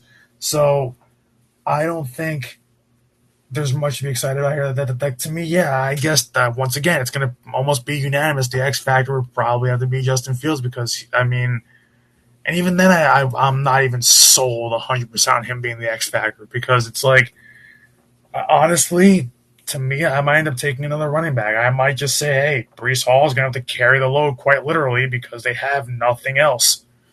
So, Yeah. you know, so I don't know. You know what? I won't say Justin Fields because I just don't think it's going to matter. Even if he's good, it won't matter. So, like, good for his standards. So, I'm going to say it's Brees Hall because he has to stay healthy because we know what Brees Hall is when he's healthy. Brees Hall is like a 1,200 plus yard, rusher if he can stay healthy, which hasn't happened. I mean, he's been healthy the last 2 years, but they don't use him either. They also don't give him the ball enough. So that's another problem. Just like Buffalo doesn't give James Cook the ball. For some reason, the AFC East does not like their running backs. I mean, No. Miami's got like Miami has a decent running game, but even they shy away from it. Like if Tua's like they'll use their running game when Tua's not healthy. When Tua's healthy, it's like, oh, why is Tua throwing 40 passes and it's all to Tyreek Hill or Jalen Waddle? So it's like I don't think the AFC East has a problem with their running backs. I don't understand why because they have a few good ones in the whole division, but yeah, I'll say it's Brees Hall because Brees Hall is going to have to really carry that offense because we know damn well Fields and Wilson are going to have. Listen, they might both be Ohio State boys, but that's not going to matter. This is the NFL. Justin Fields is terrible. We're losing a ton of bad teams. Yeah, so I can't. I'm tired. I'm tired of talking about bad football. I don't even want to talk about the Jets. And you know what's funny? They have primetime games this year. Why? What primetime games do they have? They have. I think one of the games against Miami is one, isn't it? Oh, Jesus Christ! Also, do you have any other X factor that you want to change to, Shane? Or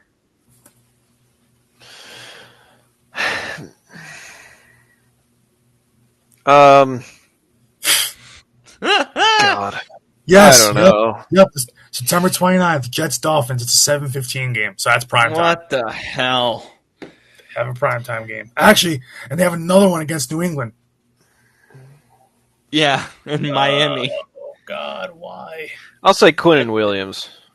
Sure. The Patriots were actually really fun last year. Yeah. Because Drake May was actually good. Like, he was really good. And that team I have sucked. hope for them, actually.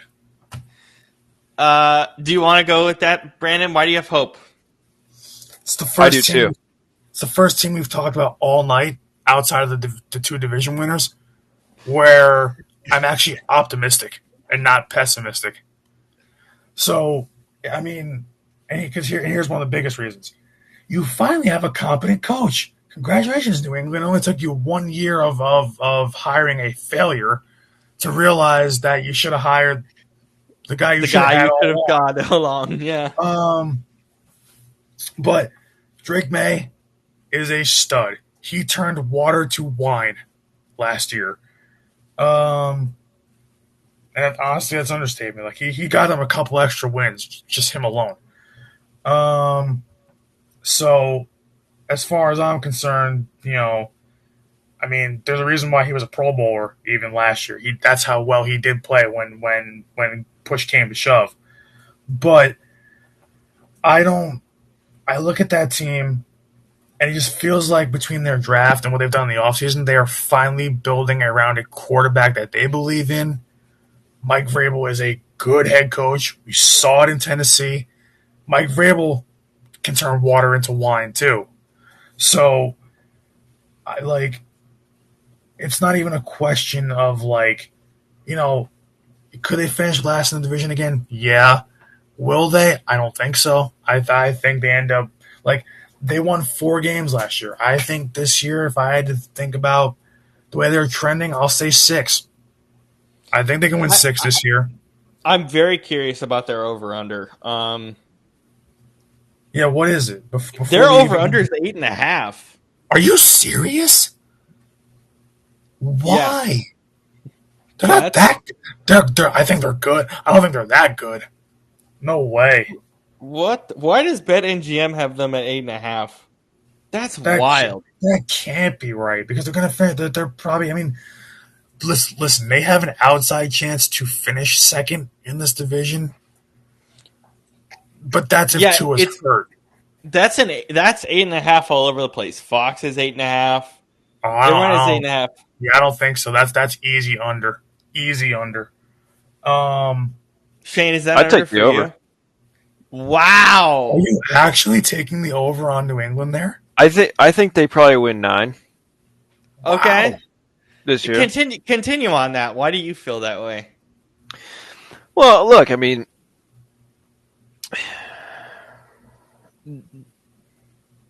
Mike Vrabel is a terrific head coach. Josh McDaniels, terrible head coach, but a great offensive coordinator. You know, we saw flashes from Drake May last year, and that was with Gerard Mayo and Alex Van Pelt. Okay, now he's got big boy coaches, and he has a really good target in Diggs, assuming he's healthy and all that. But and they have a solid offensive line as well. I mean, it's not like it's not Philly or maybe Denver offensive line, but like this is probably a top 10 unit. And the defense is good. I mean, I don't love their linebackers, but like their line is solid and their secondary is absolutely loaded. So I mean, I think they are good in all the right places. Quarterback, the trenches, the secondary, and they've got pieces that can flash, and like receiver with Diggs, whatever. And not only that, but just now you have not only competent coaches, but like good coaches. I mean, Josh McDaniels, how many Super Bowls has he won? Mike Vrabel took a Ryan Tannehill-led Tennessee that did not have nearly as good of a roster as this, and took them to the AFC Championship. And the next year, or maybe it was a year after, was the 1 seed in the AFC. So, I mean, I think the Dolphins, right? I was saying with them, I think they'll start off good and then end poorly.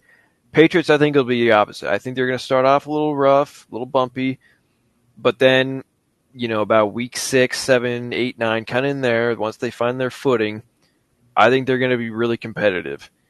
Are they a playoff team this year? I don't know that I'd go that far, but like, do I think they get second in the division and probably win 9 games? Yeah. I just did the calculation in my head as you're talking about them. Looking at their schedule, they legitimately have a chance to win 9 games. They actually do. Their schedule is actually pretty easy. Not gonna lie.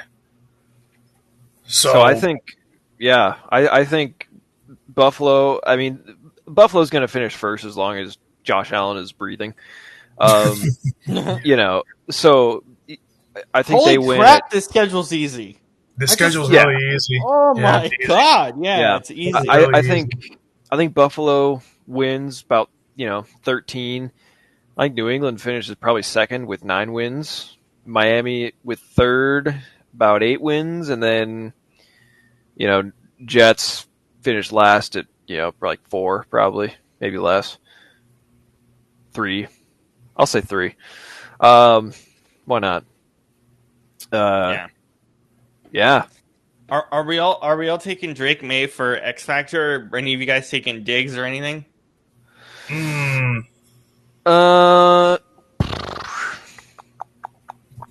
You know what? I'll take Diggs. This is the first time. This is the first time I'm not going to go to a player. Their X factor is Mike Vrabel. Yeah, that's fair. Well, yeah, that's true too. Yeah, I mean, as far as players though, like, yeah, well, I was just talking about the importance or lack thereof of the receiver position, but like, when your top receiving targets are Hunter Henry, Hunter Henry and It's Hunter Henry and Demario Davis and maybe Mac Hollins, and that's it. Yeah. Then Diggs. I don't care how anemic your receiver core is. That's bad. Okay. You got to have something other than that. And Diggs, again, assuming he's healthy and is even half the player he has been in the past, he can get you that. So yeah. Yeah. All right. Let's finish off with Inception. We're doing Christopher Nolan the next 3 weeks. So we're doing Inception this week, Interstellar next week, and finishing off with Dunkirk. Shane, do you want to get us started with Inception? Well, this is Batman.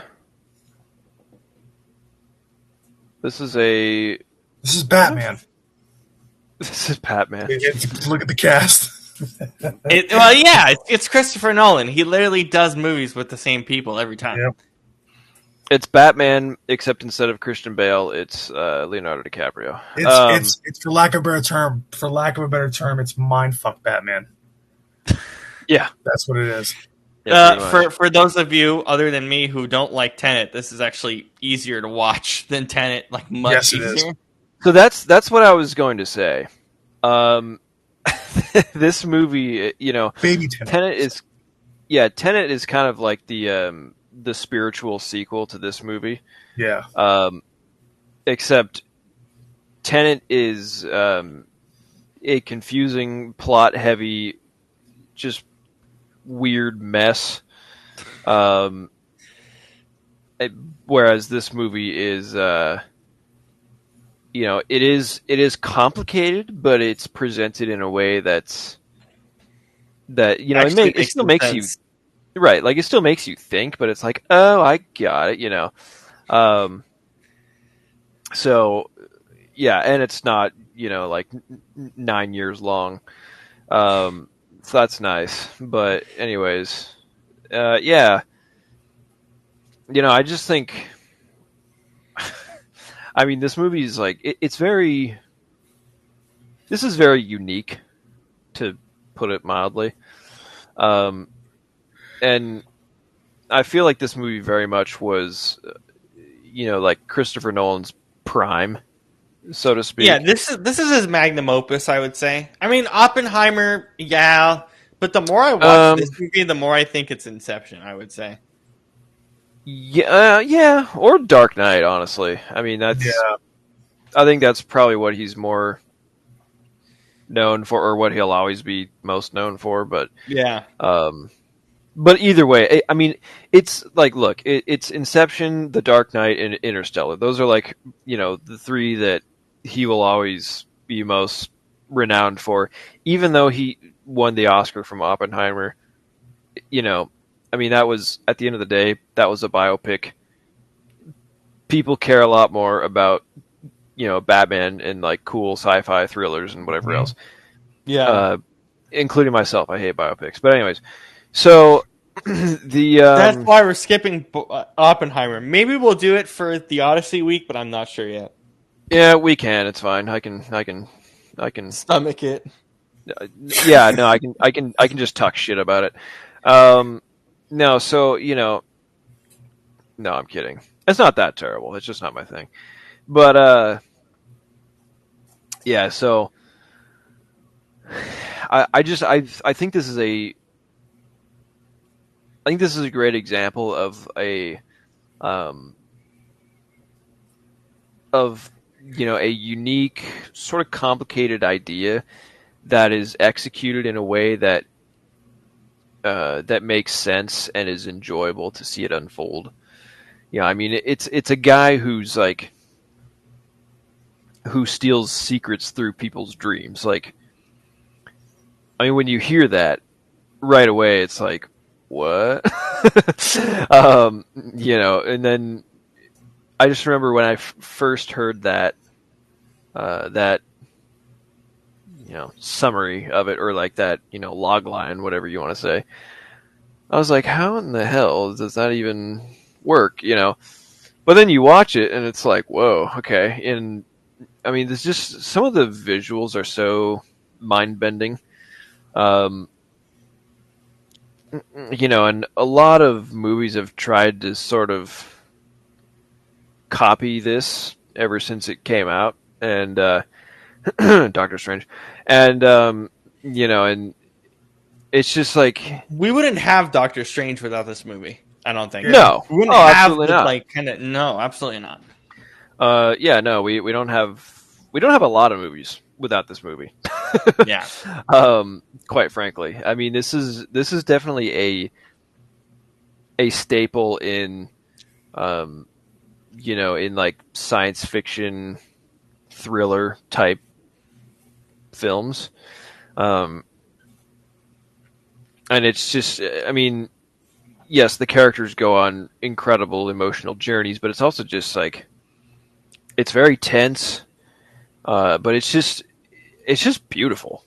Like just visually, it's like just these stunning, grand, vast establishing shots and of like just a bunch of stuff happening. It's like, whoa, and and then I guess my one gripe with it is the ending kind of bothers me, only because it's sort of supposed to be like up to your interpretation of how it ends, and I hate that. Yeah. Like, Did you hear what Emma? Did you hear what Emma Thomas, the producer, said about it?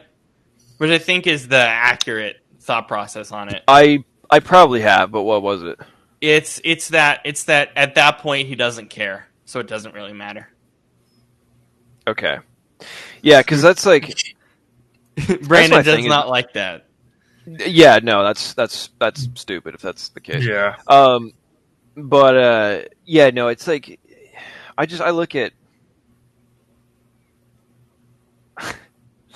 it just drives me crazy when filmmakers are like, well, it's your interpretation. It's like, no, it's your film, it's your story. Why don't you tell me the way it's supposed to be? Like, I don't.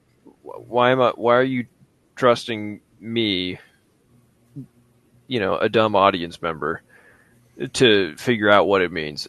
Did you watch this movie? It's very complicated and just a total mind. You know what? I apologize, but I just want to look at the Academy Awards. The King's Speech won Best Picture that year over Inception. Not deserving. That's King's Speech, Black Swan, The Fighter, Inception, The Kids Are All Right, 127 Hours, Social Network, Toy Story, True Grit, Winterbone.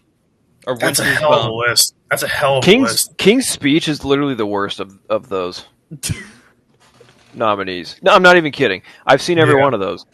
King's Speech is by far the worst of all of them. Not that King's Speech is a bad movie, but it's just like, compared to all the others, that's yeah. Yikes. But continue, Shane. Yeah, I mean, I don't have a whole lot more to say. It's great. I mean, it's great. It's my second favorite Nolan movie. I would say. What's your first? The one we're doing next. Okay, makes sense. Wait, are we doing it next? We're doing Interstellar. Yeah, we're doing it next. Okay, yeah. Interstellar is in my top 5 movies of all time. So, yeah. So yeah. See, I've seen the memes from it, but it comes as a shock to most people. I've never watched it. So, Interstellar? You haven't seen Interstellar? I can't wait for you. I can't wait for you to say it. If you can, I don't know if it's going to be in theaters next week, but if it is, go see it in IMAX. It's fucking fantastic. Yeah. No, that's like the one movie that everybody should see in IMAX. It's fucking fantastic. But Inception's great. I mean, there's not like a whole lot to say about it, just because it's. I mean, it's just It's so famous, and it's like we all kind of know what's up, Yeah. Yeah. I'm really excited to see Brandon's reaction to Interstellar next week. Now that I didn't know you never saw it, it's gonna be awesome. Yeah. I think I said it once when we were thinking about like movie ideas for the summer. I know I told you guys I hadn't seen it, but I always forget that. What's the third Nolan movie we're doing this year? Dunkirk. Oh, What? Okay. That doesn't sound good. No, that's great. Dunkirk's great. Yeah. Yeah, but, if but you the can ignore the O sounded so disappointing.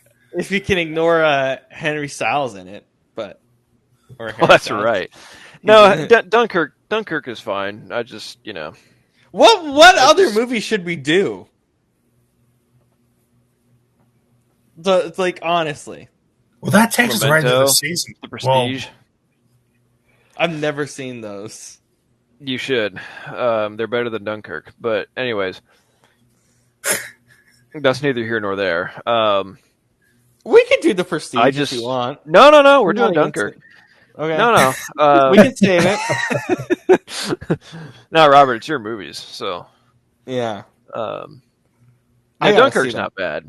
I just prefer other war movies, but I mean, yeah, me too.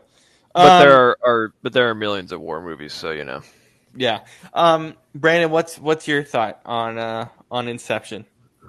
I mean, what else can I say that Shane hasn't already said? Because Shane and I share one brain. But like every time I watch this, I mean, this is a classic of our generation. But every time I watch it, it just happens every Christopher Nolan movie. I'm just like, wow, it's just another take on the Batman cast. But at the same time, and they're all good actors anyway, so why would you not just continue to come back to them? But it's it's very interesting that we have like I've never this is a movie that will they're still making memes about to this day, and not like haha funny, like almost like haha funny, but almost like a tribute to this movie. Like Yeah, for people sure. yeah. like people still use the music from this movie in like reels and things like that. Like Yeah, the soundtrack is amazing. like it's The score is great. yeah, like I mean most Christopher Nolan movies are, but it's just like with Inception, this is such a milestone movie for or a cornerstone movie, a pillar for our generation, that it's like if you like listen, I haven't seen Interstellar, but I've seen Inception, and it's just every time I see it, it's nice because while I do pat myself on the back for understanding the plot of Tenet on the first try, this one is just so much easier to digest. Like I feel like since I've watched Tenet, I can watch anything. That anything that messes with my mind, I can watch anything because I survived Tenet. But this you don't have to think too hard about it. It's just they literally tell you straight on from the opening part of the movie. It's like, hey, this is a movie about stealing ideas and thoughts and things from people's dreams. And then, of course, it does get complicated. Every Christopher Nolan movie does. But it's just, I love the fact that the cast is always the same reliable cast of characters that he uses. Same actors and actresses for the most part. And I just love the fact that, if you understand anything about how movies are shot, I mean, Christopher Nolan is just the way that he does his movies, with the people that he hires around him, the way things are edited when it comes to movies, the way things are shot, the entire cinematography of it is just insane. I still think my favorite scene comes early in the movie. When was it? How do you say her name? Ariadne. Her character. That character. Yeah.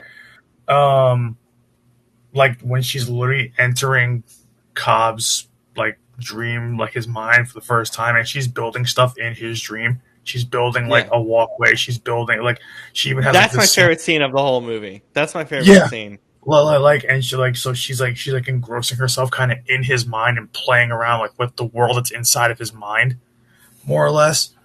And I just thought that the way that is shot and the way that is done, I have not seen a movie do anything like that before or after. I haven't seen that, and it's it's one thing to make a sci-fi, a sci-fi like a psychological kind of movie, but this is the bar that all those movies try to exceed, and they don't, or they can't. And I every time I watch it, I find myself kind of like smiling at it, like my still having my mind kind of not blown, but like still like challenging like me to think deeper about what's going on. But I'm not a fan. Like Shane, I'm not a fan of like the choose your own adventure ending. Oh, it is what it is to you. Like no, I don't like endings like that. Like it's like to me that's just a cop out for lazy like writing and lazy kind of like storyboarding and things like that. That just feels like it's lazy to me, and I don't like that. But I mean, outside of the ending, it's a phenomenal movie. It's one of my favorite movies ever. To me, like I'll always still look at Christopher Nolan, think of the Batman trilogy, but especially the Dark Knight. But this is like this movie is a very close second to that. It'll change maybe once I see Interstellar next week, but it's definitely. I still have to watch Oppenheimer yet. Yes, people listening can berate me and then drag me through the streets of New Jersey, flogging me. Shame on me. But and I'll get there eventually. But we'll probably do it for Odyssey week, so you can wait. You can wait a little bit on it. And I'm actually excited for the Odyssey because I never actually in high school we never had to read the Odyssey. A lot of people did. We didn't have to in my high school. Oh, I never read it. So me neither. But I know the story of it. I know the story. But when it comes with just with Inception, it's insane to think about that. This is like Christopher Nolan was had made good movies in the past, but this was the movie that cemented his status as one of the best filmmakers of an era, or even in the last 30, 40 years. I just love his creativeness. Like Shane and I always talk about this. Yeah. Shane and I always talk about this with Christopher Nolan. It's like almost no matter what he makes. Like with the Odyssey, we were like, what is he doing? What? And then we're like, okay, we'll see it anyway. I don't care.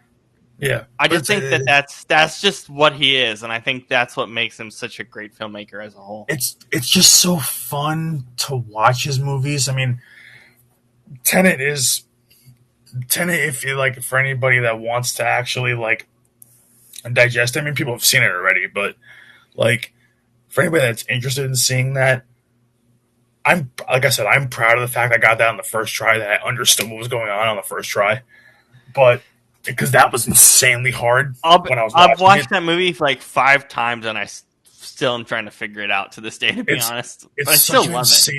It's an insanely hard watch, but it's like, but all Christopher Nolan movies, I like a movie like outside of Tenet, because Tenet makes you think too hard. But I think that what Christopher Nolan does with the rest of his movies is that you have to think about what he's trying to tell you, and then the themes and whatever, but you're not completely left in the dark about what's happening. Yeah. So like it's like because some movies are just like like experimental, or they're called like art films, like for the sake of being artsy or whatever it is, and they make you think too much or it's too unconventional. His is not unconventional. The stories are like at its core are very straightforward, but it's what's happening within it and like within the story that makes you think about what he's trying to say and what he's setting up for even later parts of the movie. When you look at like the early parts of a movie that he kind of takes you on this journey through. But in Inception is so weird because it's also a movie that, even though it's sci-fi and even though it's not a real concept, that like on the surface, when you think about what he's talking about with the whole kind of like lucid dreaming thing, we've all been there. So like, I love how he explains, to add to that, I love how he explains like when we're dreaming, we use like so much more of our brain and our processes and things. Like that's the best part about Christopher Nolan movies in general, especially with this, is that the basis of it is based in reality. Yep. but he's taking it somewhere where it doesn't exist. So Yeah. it's like it's even in the Batman movies. It starts out grounded in reality, and then it ends up going to a whole different, you know, like by the end of the Stratosphere movie, of it's just chaos. But it's like the best way to describe a Christopher Nolan movie is controlled chaos. very much. That's Yeah. Yeah. that's kind of how I look at it. So it's like it's no different with this. But I mean, for me, this is a movie that I've always come back to because of the score, because of the acting, because of the pace, and something too. The pacing of this is interesting because this is supposed to be a 2.5 hour movie, or a little over 2.5, about 2.5 hours. It doesn't feel like 2.5 hours. It feels like it's like an hour 45 ish. Like it goes pretty quick for a two. It's the quickest it's 2.5 hours I've had in my life. It's really funny you guys say that because did I tell you how long this took me to watch on my first time? Like watching it? Yeah. Like 5 hours. Because I kept rewinding. I was trying to understand everything. I was like, what the hell is it was just so new to me. As like a concept and an idea. I was like, what the hell is going on? But you know what's funny in that I don't know how true this is because it's on Wikipedia, but I did kind of look this up for a second earlier today after I finished watching it. That originally Nolan wanted this to be a lucid dreaming, like a movie about lucid dreaming, but a horror film. I see some of the horror elements in it. And Yeah, I think it's kind of interesting. Yeah, he didn't want this to be like a sci-fi action, like whatever it is, film. He wanted this to be originally a horror film about dream stealing. But Yeah. doesn't that already exist? That's what Freddy Krueger is, no? Right. Yeah. Like Nightmare on Elm Street. Like at its core, that's what Nightmare on Elm Street pretty much is. So like that to me that wouldn't have made sense. This was perfect the way it was. That's another thing too with Christopher Nolan and why it's like genius. It takes him like a decade to finally put together like ideas. Like it's like he's a genius, but it's not like it's well thought. It's not like it's just like it's not like he's like a boy wonder where it's like he's like or a virtuoso where it's like, oh my god, and Dick comes by in 2 seconds and the movie's made by next year. It's like no, it takes him about 10 years to put together a solid to put together a whole idea from start to finish. So it's like, but the thing is like to never, that's the one thing, he never loses sight of the movie or the story he wants to tell. I mean, he might, sometimes his endings are questionable and he always leaves a lot of things up to interpretation and whatnot. That's just what Christopher Nolan does. But, and in some movies it makes more sense versus others.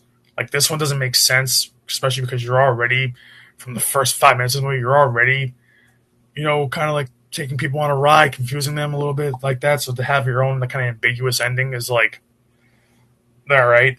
But I mean, but just there's no getting around it. Both with this movie and with all the ones he does. The cinematography is great, the score is great, the acting is great, the actors that he continues to work with are phenomenal. It's just great all there. Because Christopher Nolan's just great. Like this has become a Christopher Nolan love fest the next 3 weeks. It's gonna be great. But we'll see. Robert loves that. Yes, yeah, I know because you've been gushing over Christopher Nolan for the last like 2 years on our shows. Every movie's gonna get a 10 for me, so don't even ask. Actually, maybe not Dunkirk. I haven't watched Dunkirk in a while, so that's probably gonna be the only one. But this is a 9 for me. This is a 9. Okay, Shane, where do you have this? I'd give it an A. Yeah, it's good. It's good. Yeah, this gets an easy 10 for me. It's so good. I love this movie. Brandon, I'm going to come to you first next week. I'm very curious about your thoughts on Interstellar, dude, because that movie is... Me too. That movie's fantastic. I don't know why. I don't know why I never watched it when it came out. It's fine. It's fine. Yeah. Like, I know the memes. I know all the memes, but it's like I haven't actually watched it. Like, so. What? Wait, are we doing The Martian this year, Shane? Are we? Okay. Yeah. because this is going to be a fun kind of precursor to that as well. All right. Well, for Shane, Brandon, and myself, anything else, guys, before we go? No, sir. That's it. That's All it. right. For Shane, Brandon, and myself, we'll see you over the weekend for the awful South divisions. Oh, God. All right. We'll see you then. Have a great rest of your week, everybody. Take care, everyone. Take care, everybody.